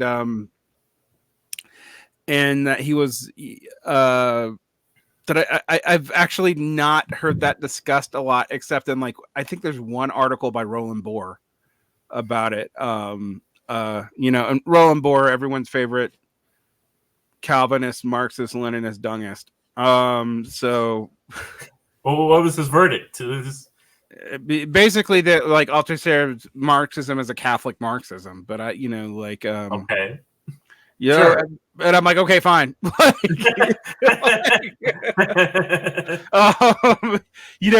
That stuff doesn't bother me as much as it bothers other people. And Roland Bohr's a weird Calvinist, so what? Like, but nonetheless, like, actually, if people want to read something that's wild, go read Roland Bohr's biography of John Calvin. That is wild. Just heads up. Okay.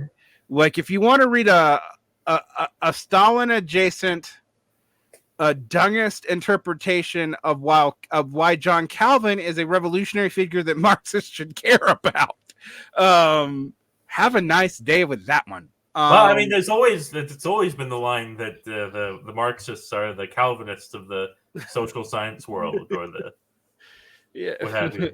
Yeah, I mean, and that's just always like, I don't know. Maybe on this one, I just have a sympathy for Catholic Marxism, because I'm always like, because I tend to side with the Italians too. So it's better over here. It's just like, even though I'm on Team Germany, anything that whiffs too much of Protestantism, I'm running away.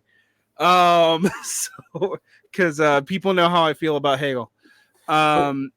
It's funny because this all ties together back with Zizek, because I was thinking, like, I talk about that in reference, like the way he talks about Christian atheism.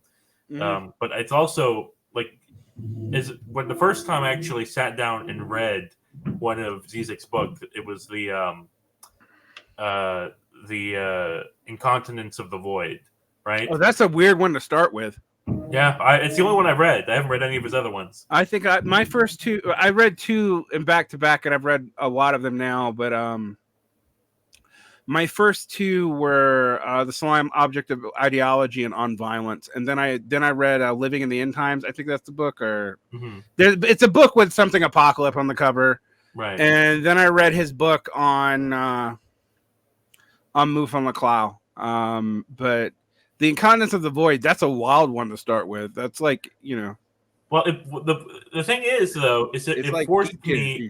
He has a criticism of Althusser in it, that he says that Althusser, that it's kind of a throwaway, but he says that Althusser, couldn't get past the duality of idealism and materialism, and I'm like, yeah, because that's what materialism is. That's what it comes out of that. It's this whole like you need materialism to define what is idealism, what is just ideals, what is an idea that is like not is not giving a material explanation of something. By going beyond it, you're just going back to idealism. And this is one of my big critiques of Zizek that I took away from reading that book, because he talks about all kinds in the way he talks about quantum physics or whatever. I mean, it's an interesting analogy, but he kind of like he uses, for example, Lacanian lack as a thing that structures reality itself, in a sense. And I mean, well, here's the thing: is Zizek is not a Marxist. Zizek is some weird Lacanian Hegelian who is like trying to take the Christian theology out of Lacan and trying to maintain his Marxism by saying that the material ideological distinction is just fake because of energy or whatever. And yes, there is a way in which what we think of as material does break down at the base level, but that's not the same as idealism. Like Douglas Lane really likes that too. That like of course it does. Yeah, I got him. It's so funny that I guess he introduced you to some of Althusser, but I've made him come to hate Althusser. Why is that? By like throwing it back at him? Well, we had this whole back and forth in the letter section of Cosmonaut, and then he did a whole, because he has the thing of like saying, oh, we need to protect civil society from the state, and I'm like, what you're protecting is bourgeois civil society, which is a part of the larger state apparatus, right? And which is part of the bourgeois state. Yeah, which made him very mad, and he did a whole stream denouncing Althusser. Oh man, it's I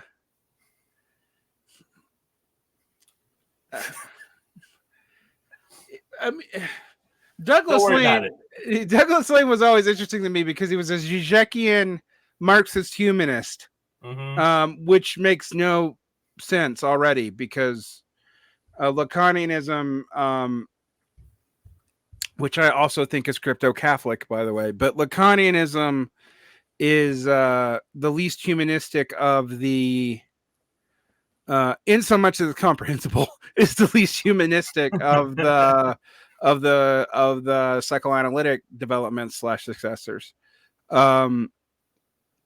Whereas like, I guess like Klein thought or Anna Freud thought, that's pretty humanistic.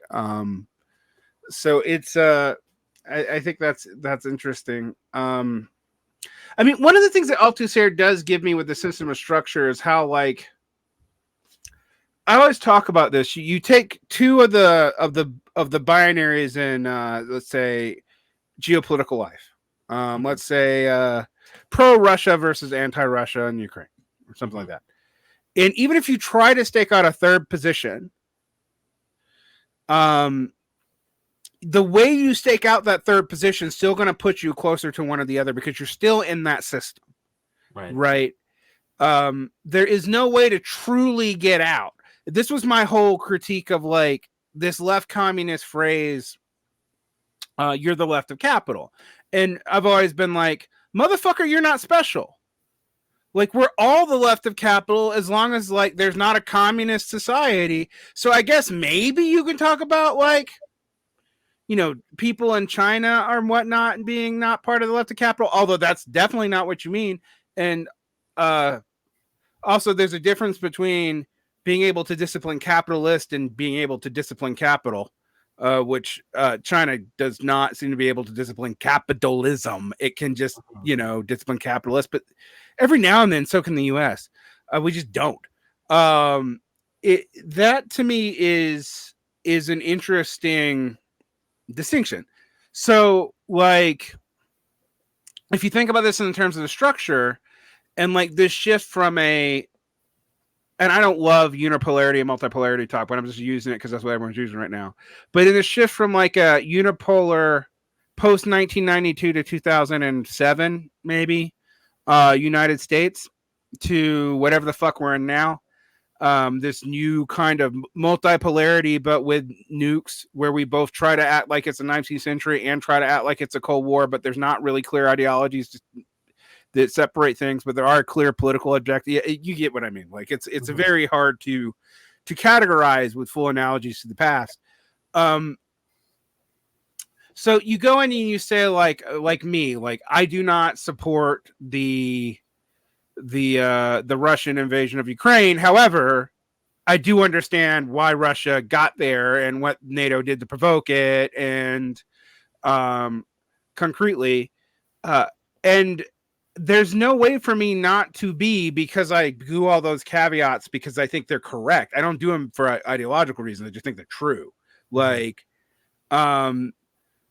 for me not to be read as being closer to the Russian side of things, because I am like, okay, we have to understand, like, even if we think this was a necessary or geopolitical mistake or whatever, and that NATO was baiting this the entire time, that it is not like the Russians aren't acting irrationally. They're acting in a certain system where there's only so many moves you can do, and maybe all the moves are shitty and all the actors are shitty, but here's where you are.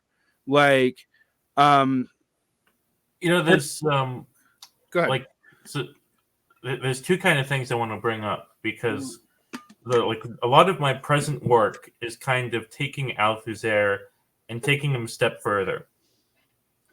Because what Althusser doesn't do is formalize the way that structures evolve over time. And I think that gets fetishized in Foucault, where he just says we don't do that. Like, but I think we should, and that's just a lot of what like social science of like state formation stuff does, except for Graeber and his school and the anarchist anthropology, which is basically like it's all the family man, which is both, which is really frustrating, because there is truth in which state formation in a very deep sense has a relationship to symbolic mediation and kinship, but the idea that because there's a relationship there, like even mentally, that they're the same thing, it's nuts to me. It's like, I mean, not to give Hegel too much credit, but there is a point where, and this is a Hegel point, but where a quantitative difference actually becomes a qualitative difference. Like, and it's like, but all Althusser says about the topic is that, like, oh, there are different structures on different abstraction, like, lengths of history, like that, and there's, so like the philosophy of the encounter can be kind of misleading to a certain point, where you're thinking, oh, like now that we've hit an encounter, we can start fresh. Well, not exactly. We've started fresh on this one level of abstraction of a structure, right? Of structures on this level of abstraction. But the biggest level of abstraction there is the state itself, as a social formation, which goes back like a few thousand years or whatever. What I'm trying to do is use this idea of structures, and Zizek was actually helpful for this when he talks about spandrels and the incontinence of the void. That, like, it got me thinking about this evolutionary biological way that structures can, like, once they've been proven to be useful, become widely adopted and become, like, give this evolutionary advantage to become standard, and then this keeps going. And what I really like, so there's a sense that you can look at states and say, well, this might be going somewhere in terms of the evolutionary process, of that this might lead to something down the road. And there's another thing. I was just reading this today. I just saw this get published by Rand Corp, talking about Neomedievalism. It's an interesting turn of phrase, but I think it's a much preferable and more accurate phrase than like neo-feudalism, because it's not talking about technology or the relations of production. It's talking about a set, like the strength, the relative strength of states, and their inability to be strong central or really be able to marshal the same kind of resources that they could before. Yeah, this is the irony. I mean, this is the irony when we're talking about states right now. We've seen this return to nationalism and state functions like across the board. It's like trans-ideological at this point. Mm-hmm. And yet there's also a sense in which like states seem to be really fucking weak compared to even 20 years ago. Like, and this is the thing that the Rand guy points out, is that the strength of states the past 200 years is historically pretty rare.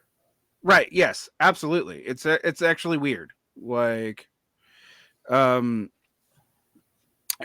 no wonder. Well, this is the problem that we have in the 20th century. That in many ways, like the 1940s, 1950s, the post-war consensus and the pre-war mass barbarism, frankly, those are taken to be historically normative. Like, yeah, and that's just wrong. Yeah, it's just like not how things have traditionally worked. And I keep on. Umberto Eco used to talk about this too. He was like, well, sometimes you have to just admit how similar the current time period is actually not to the 17th century, but to the 14th or 15th. Like, and for me, it's like 14th century, 19th century, 3rd century feels a lot more relevant to us right now than the middle of the 20th, weirdly, because of the nature of the way states are functioning and these empires both exist, and they're going to exist probably. I'm sorry if people like you guys are like, well, the American empire is falling. I'm like, it's declining. Mm-hmm. Declining and falling are not the same thing. Empires can decline for hundreds of years. In fact, arguably, most empires decline more than they actually like exist at their high point. So, are built up. Like empires often fall for longer than it took to build them. So it's just something to think about. So like they're like, oh, empire, you know, like for example, I'll give you the example today.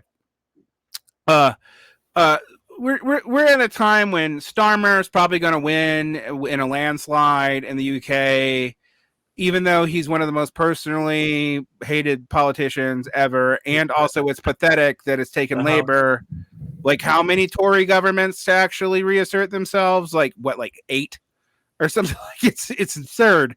But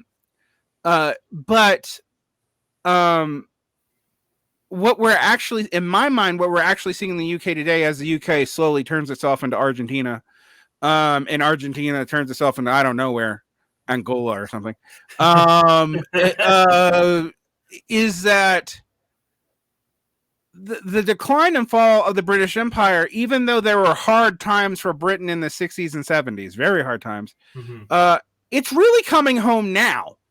Like right now, Brexit accelerated it because it ended their like what people don't realize is, for whatever reason, Britain got a crazy stupid good deal on its relationship to the EU in regards to being part of the political and trade zone, but not the currency zone, and thus was able to leverage its former hegemonic bank system to like hide all kinds of shit, which Brexit exposes. It just breaks it open. But in a way, it's like, okay, so the empire is finally dead. It's been dying for, I mean, the British Empire has been dying since probably the 1910s, but like it's taken 100 years for those cows to fully come home. And even though like the British, like they think about the hard 1970s as a moment of this, or like Thatcherism in the 80s, it really hasn't hit. And my critique of Corbynism back in the day was that it wasn't structurally correct. So ironically, even before we had me being sympathetic to Althusser, and by that it wanted to return to a prior system of government that was not possible outside of the empire. They live on a fucking island. Yeah, like it's a highly populated island. You're not gonna turn it into a self-sufficient mid-20th century Fordist industrial state. It's not big enough. The US has trouble doing that, and it is big enough. Like, so I think this is related to the second thing that I was thinking with this, because like the other book I've been reading like a series of books because it's 3 volumes. Is Samuel Finer's History of Government from the Earliest Times. I don't know if you've heard of Finer before. I have not read that though. I have not touched the 3 volumes is on my. I have to write too many essays that require me rereading Bordiga and Mark Fisher for me to do this. But yes, but it's been very helpful because what I'm trying to do is eventually do the research to write a more comprehensive work on the theory of the state, elaborating on all the Althusserian stuff I've been doing. But one of the things he mentions is he's getting into like what he calls the intermediate area, which is like the medieval period, is that the medievalness of a period happens at different times in different places, right? So it happens in Western Europe first, before Eastern Europe, because Byzantium's still there, and is still kind of like an extension of like it's still like has things going on there, and then it happens in the Han China in a different era too, slightly, even though there's like similarities between all of these different like medieval periods and stuff structurally, which I think kind of confirms Althusser's thesis there. But the important thing is that like as we're experiencing it today, like these tendencies are emerging all over the world, but they're emerging at different paces in different places. Yeah, uneven development mandates that, right? Like, yeah. I mean, ironically, I would actually say like a lot of the stuff we see in the U.S., a lot of people in the U.S. are like, "Oh, Trump's at the forefront." I'm like, "No, we're at the rear of this shit. This shit's been going on in Asia." In non-Chinese Asia and in Europe for like a decade more than it's been going on here. Like, I mean, and it's even hard for people in Europe, I think, to recognize that because ironically, my thesis is whatever's happening in the States right now is creating a less of a gap between the way that European states work and American states work. And this was even before the Russia-Ukraine conflict forced Europe back into the American orbit. Well, didn't force it; they chose it, but nonetheless, push Europe back into the American orbit. That there is a way in which, like, the media structure, the nature of large corporations. So while we're fighting for like these national identity, like the Alex Hochilis of the world, I mean, I like Alex personally, but like they're like, oh, we need this left nationalism and left national sovereignty, and we could do. And I'm just like, you don't live in that structure, bro, and you can't just create it out of will. Yeah. Like, and that's where a lot of these like post-mortems for like the millennial left, I think they miss that like the millennial left it fucked up, and not all of its errors are forced. But that, hey, these things happened in sequential orders in multiple places at different times, but within a relatively short time stream of each other.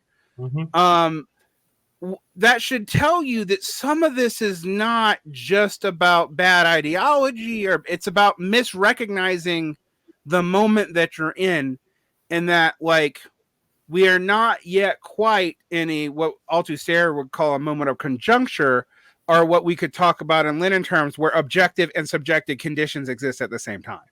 Like, and I think that's a huge problem when trying to like analyze the left, because one of the things most of these left critiques of the left end up doing is they end up being moralizing. Like, even when they're like, oh, the left is too moralistic, there's like, if you just believed what we believed, like in my invariant program or whatever, or my ability to build communism off of like communization theory or whatever, like I think that these things actually come out of a misrecognition and an inability to deal with the fact that history changes. One of the I mentioned invariant programs. One of the biggest things I find ironic about the invariant program and Bordigism is, even though Bordiga is doubling down on the invariance of the program, right? Bordiga himself wasn't that. He was a schematic thinker, but he actually didn't actually stay frozen in his ideas. It's actually kind of funny. I'm like, Bordiga's not invariant. Like, he just doesn't like democracy for whatever reason. But the thing that I'm trying to like formulate is like, well, what's the thing that like the thing that you can learn that could be applicable to try to change the circumstances? And it comes back to like, well, the only consistent thing is that you have to, in like the history is like, you have to find a way to organize more violence or potential violence in everybody around you in order to like take control or whatever, right? And the thing with, so that leads you to inevitably to the hard problem, which is that there's a social technological frontier of creating that violence or whatever.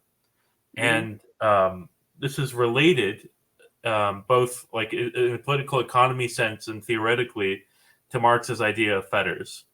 Because what I've been theorizing, or what I've been thinking is that the thing with the bourgeois state is that it's expensive. And that's consistent everywhere. And it's most illuminative when you look at China's transition from the collective to the non-collective periods. That the local government became incredibly expensive because now you had to hire people to beat people into submission and get their taxes from them because people didn't volunteer to participate in the local government. Right.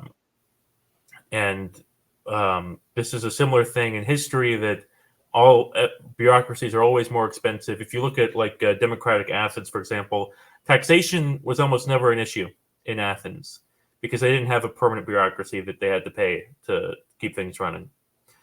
And what I've been thinking is that we need to theorize about ways to do government much more effectively than everyone else. And that's the only way to basically get a leg up on people. And I think that there's experiments with like non-bureaucratic methods of government, of direct government. Yes, I can see you are beginning to understand my critique of bureaucracy that you did not entirely. Well, here's the thing. The thing is that bureaucracy is the most effective social technology of government at the moment. The thing is, we haven't created this new thing that could be better than it. No, we have not. We have not. Bureaucracy is both the most and least efficient way to handle the problem. And you and I talked about this way back. This is what one day I am now. I've almost been convinced that I need to write a chapter in my forthcoming book on the paradigmatic figures of the millennial left and how everything got screwed up. And I want to. One thing I want to do is the reason why I haven't included Graeber in this list of people I was going to talk about is because I feel like I can't be like everyone I want to be kind of charitable to. Like I could be charitable to Fisher and Brooke. It's hard for me to be charitable to Graeber the more I read him because I'm just like even though I actually owe my reawakening interest in anthropology to Graeber, even the way he uses anthropology is wrong. Yeah. So it's at the very least, what you can say about him is that he brought all these case studies to the public. Yeah, even though he misrepresents a lot of what they are. Yeah. To be like, you obviously really spiteful, like everything Graeber says about Marcel Mauss is like, it's not all wrong, but he adds a gloss on Marcel Mauss that completely leads you to misunderstand him as if Marcel Mauss was somehow a crypto fucking anarchist and not like a right-wing Durkheimian social democrat. Like, it's just bizarre. Well, I mean, I commented on your videos on one of his texts, which, by the way, you should, people at home should subscribe to Varn's Patreon to get these videos. It's a little plug for you. But he talks about democratic Athens in this bizarre way, like, oh, it wasn't special. all these hunter-gatherers were doing egalitarian social formations. But like, oh yeah, I remember that. But Athens was the class society, and we're in a class society. That we have a lot to learn from that, of how to it applies to like a dictatorship of the proletariat. Like, how do we maintain these social structures in a complex society, which he doesn't even consider that to be a thing of a complex economy or whatever. No, he just doesn't think complexity matters at all. Like his whole thesis in his early work, and it shows back up in the Dawn of Everything, is basically like, if you build it, they will come. A, and B, that it's a matter of like meta-humans and beliefs and like, look, I think there is some truth to like offloading certain concepts to metaphysical concepts and like, yeah, I get it. I think there's like anthropological reasons to believe that people do that. That does not mean that the 20th century can be effectively the same thing as hunter-gatherers in Madagascar or anyone in, I don't know, 50,000 years ago in hunter-gatherer bands. And by the way, Nico, he eventually drops the category of hunter-gatherer altogether to get around the problem. Yeah. I remember that. But this ties back to E.P. Thompson. I was telling you, like, all this is kind of prefigured in that critique of Althusser. That like of this is the like political like what's the like determinism, was it like political? Yeah. That like this all this moment that we have of all the post-structuralism and people like David Harvey who like don't take like a systemic view of thing, like to take the system, but try to take these concepts and also say that, well, if we just take these lessons, these moral lessons, essentially, we can use politics to get our way out of this. And there's almost no discussion of structure in a lot of these popular thinkers. Absolutely. And it's a major problem. Like like I get, like, I know, like I happen to know, because I've been reading a lot of stuff from the 70s and 80s and 90s, that some of the reactions against structuralism isn't even people reacting against Althusser, it's people reacting against Talcott Parsons. But which is like, which is Durkheimian Weberian structuralism. And yeah, that shit sucks. Like it like they say, like, honestly, like that almost assumes that structures just exist and impose themselves, and like and I want to say, I mean, this is important to why Marxist structuralism is more important than structuralism in general, because the most important thing for Althusser is the material determination in the last instance, which a lot of these people don't have. Because if you just have the idea of structure that is organizing society or culture or whatever, and you don't have something that's emerging out of, then there's no reason that it can't just be like a kind of Platonism or like some kind of like idealism, that like the structure is this cultural idea that we have that's imposing on reality. Yeah, I think that's actually a crucial point. I think that's a good place to leave off to now. Although I'm going to now invite you back for 3 different episodes. People can hear it, so you can hold me to it. One, I promised eventually we were going to talk about, you were going to intervene with me on the critique of the Goethe program. I've gone through all the early classical reception texts of the critique of the Goethe program, which is the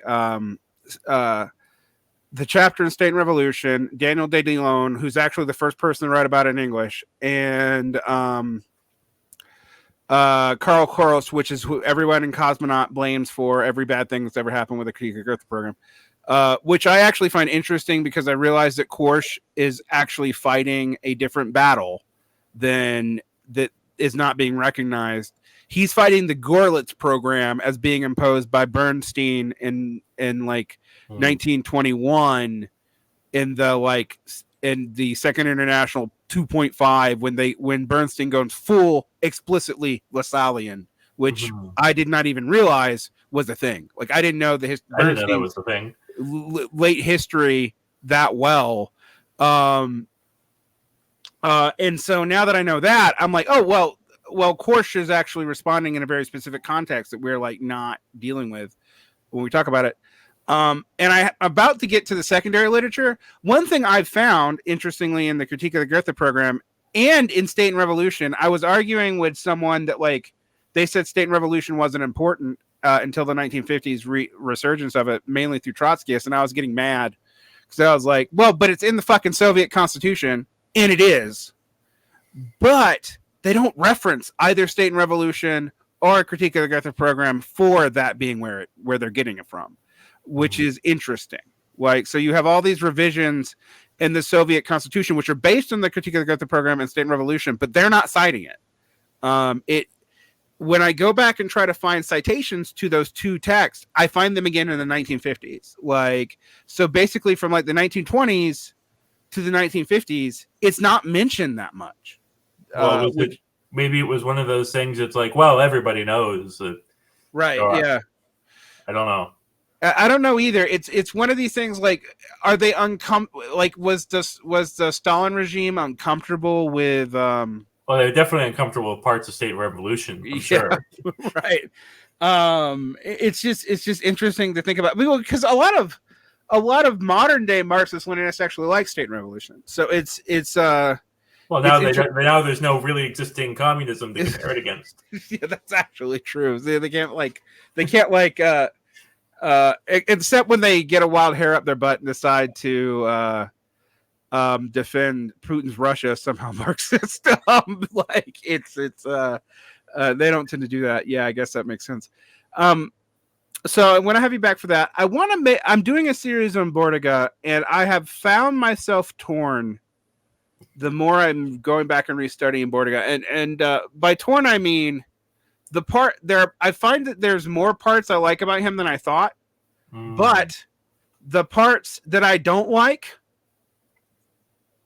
organic centralism and invariant program, I dislike even more than I thought I disliked it. It's actually like, okay, he's an innovative thinker actually, but like the two flaws are huge. So I want to get you to come back with that. I know you've read Bordiga on democracy, which I know like made you have a heart attack. Yeah.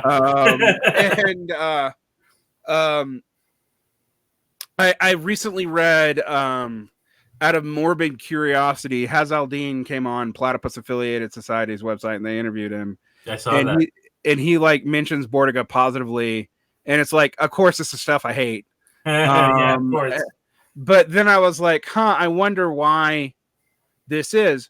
And one of the things I was getting a bit, what this has to do with the Althusser reading is like this want to freeze like the program forever and eternally seems to be based off of trying to get out of these ever shifting sands or concessions to national governments, because that's, during Togliatti's period, you have more and more concessions to bourgeois parties, and the thing that the Italian Communist Party and the French Communist Party share is there an active resistance that's heroically popular during the Popular Front, and they pick up this 1930s post third period like patriotic socialism stuff. They both do that. And it's interesting to me because Althusser is both critiquing that but not going where the left communists end up going with it, which is like this irredentism, this invariance, like no, we have the program's eternal and we already know what it is. And I'm just like, wow. Like, it's just, because I'm just like, well, if it was eternal, then why didn't you see all this stuff? Like, why couldn't you guys figure out how to deal with fascism or even your own party? Like, it seems like maybe your program should have been able to deal with that. But there is this, and I say this because to get back to Althusser, and maybe Bordiga is an interesting counterpoint, is there's this attempt to stand above and aside of the contemporary systems and events that if you just like believe in the right thing and push it for long enough, eventually the proletariat, because you're right, will be on your side, and you can just do it. Yeah, and I'm just like, that's the constant left com kind of strategy, right? Forever. Yeah, I mean, and that's, this is also the councilism does this a little bit. Like, I guess Bernie Sanders did it too. Yeah. Well, I mean, it's everybody kind of does it. I mean, like the thing is, like, left communism gets a lot of shit that it doesn't deserve, but it also gets a lot of shit that it does. Yeah. And one of the things it deserves is like believing that just because you have the right ideology, that because of that you're somehow inevitably going to win, and you can somehow stand outside of the historical and systemic contexts that you're in and comment on it without being influenced by it. And I just like, and you even hear this in the language of like, as I said earlier, you're the left of capital. I'm like, well, okay, but there's no Comintern. You're not to the left of the fucking Comintern. It doesn't exist anymore. Like, there's no, unless you're talking about someone in a non-capitalist society, and you'd have to grant, which no left com is willing to do. And I'm not even sure that I would disagree with their unwillingness to do this, that that Vietnam, Cuba, China, the DPRK are non-capitalist societies, which I sort of think like they're aspirationally non-capitalist, but they're still in capitalism. They're still subject to capital constraints, et cetera. I mean, it's much more interesting to talk about them not in political economy, because the political economy is all converged, but the state formations are still, there's differences in there that are interesting for the state, I think. Well, I mean, this is the problem that, like, you and I were talking about this with Althusser, but this is a problem in Marx. Marx never gets to his fucking theory of the state other than it's the ruling committee of the bourgeoisie, which is not really fleshed out as to what exactly that means. Well, let's talk about this more when we talk about the Gotha program. Yeah, we'll come back to the Gotha program. And I would like to have you on to discuss Bordiga on democracy sometime too. Sure. And then we'll have you come back and talk about Althusser and the state in more detail, because hopefully that'll give you time to finish your essay that you're writing on the state, and we can talk a little bit about that and maybe some more Althusser stuff. Because everyone today is hearing me being concessionary to Althusser, and you're the one making critiques. I want people to know that I'm still a little bit distrustful of that French guy. And honestly, it's reading Palancis, fucking Greek names. Anyway, if you're a Greek speaker, can you tell me how to say that name? That it's reading Nicolas Palancis or Palantzakis or whatever, the P guy, that has me more sympathetic to Althusser, because I actually end up like, when I read the Palancis Miliband debates, I'm like totally on team Palancis. I'm just like, oh no, Palancis is just right. Like, it's just like, he's just clearly correct. And particularly post 2020, I feel like you guys should go read that and be like, oh yeah, the Bernie strategy was always doomed. Like, also Ralph Miliband made Ed Miliband, and that's all I got to say. As my last comment, and I'll let you sign off, Nico, and plug your stuff. Why is it that so many Marxist scholars like Ralph Miliband or Pete Buttigieg's dad or Kamala Harris's dad actually was a Marx scholar, end up having the most shit-lib babies? Like, what is with that? Well, like, neoliberal shit-lib babies. Like, how does this happen? Like, I feel like there's two answers. There's the Hegelian answer, and then there's the Althusserian answer. Like, one is that there's like the Hegelian thing is, there's a dialectic of generational cohorts or something. But I think that it has to do with the fact that because they're academics, they have a certain standing in society, and they're socializing their kids into bourgeois institutions because they're not like they can't be proletarian intellectuals because there is no proletarian structures for them to inhabit. So that's all there is. It's the closest thing to proletarian intellectuals are bloggers. Yeah. So Well, I'll count myself as one of those. Which is also a quick way to accidentally become petit bourgeois. I can tell you as a person who Yeah. is structurally both Yes. a labor aristocratic prole and a petit bourgeois person. So I feel those battling in my soul. Just like, yeah, I got that too. Every now and then the petit bourgeois part of me comes up and starts complaining about taxes. So although as a side note, Marxists aren't historically pro bourgeois taxes, people. Yeah. This is not me trying to like say I shouldn't pay my taxes. That's not my point Marxists here. are pro cheap government. Yeah, they are. They're pro class independence, not dependency. I was actually laughing the other day when they're like, the problem with all these, dependency theory stuff, and it became popular in Marxism. And I don't even think dependency theory is bad, but they're like, so they see the problem of being the problem of being dependent on empires, but they don't seem to see the problem of the proletariat being dependent on a bourgeois state. Yeah. Like, which is wild to me, because it's like, it's clear that one is totally analogously structurally the same as the other. Mm-hmm. Anyway, thank you so much, Nico. In addition to you being probably my most regular guest that doesn't have a officially titled co-show with me, where can people find your work? So I have a Substack blog called the Prehistory of the Encounter, based off of Althusser's philosophy account, and I do stuff there. I also publish with Cosmonauts sometimes. Sometimes I publish with Palladium, which I might have something coming out with them soon. And I'm also on Twitter as like Nicolas D. Villarreal something. And that's how you can find me. I'm also on Blue Sky, however you say it. Yeah, you're on Blue Sky with me. Yes. For those of you who want to find me on social media, I don't tend to take random Facebook requests. My Instagram is open, but I'm not going to tell you what it is. And although if you want to understand that I do have a sense of humor, that would be where you find that out. And although it's mostly me just sharing memes, don't get your hopes up to Varn doing TikTok shorts. That's never going to fucking happen. I can't be that brief.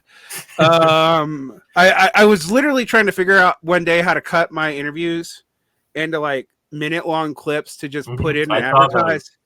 Yeah, it doesn't work. I can't do it. Like, it's just, you just get like weird decontextualized stuff. The shortest I can tend to get anything down to is 10 minutes. So there we go. Which I still think is too short. So thank you, Nico. People should check out your writing. You do a lot of writing on contemporary political economy.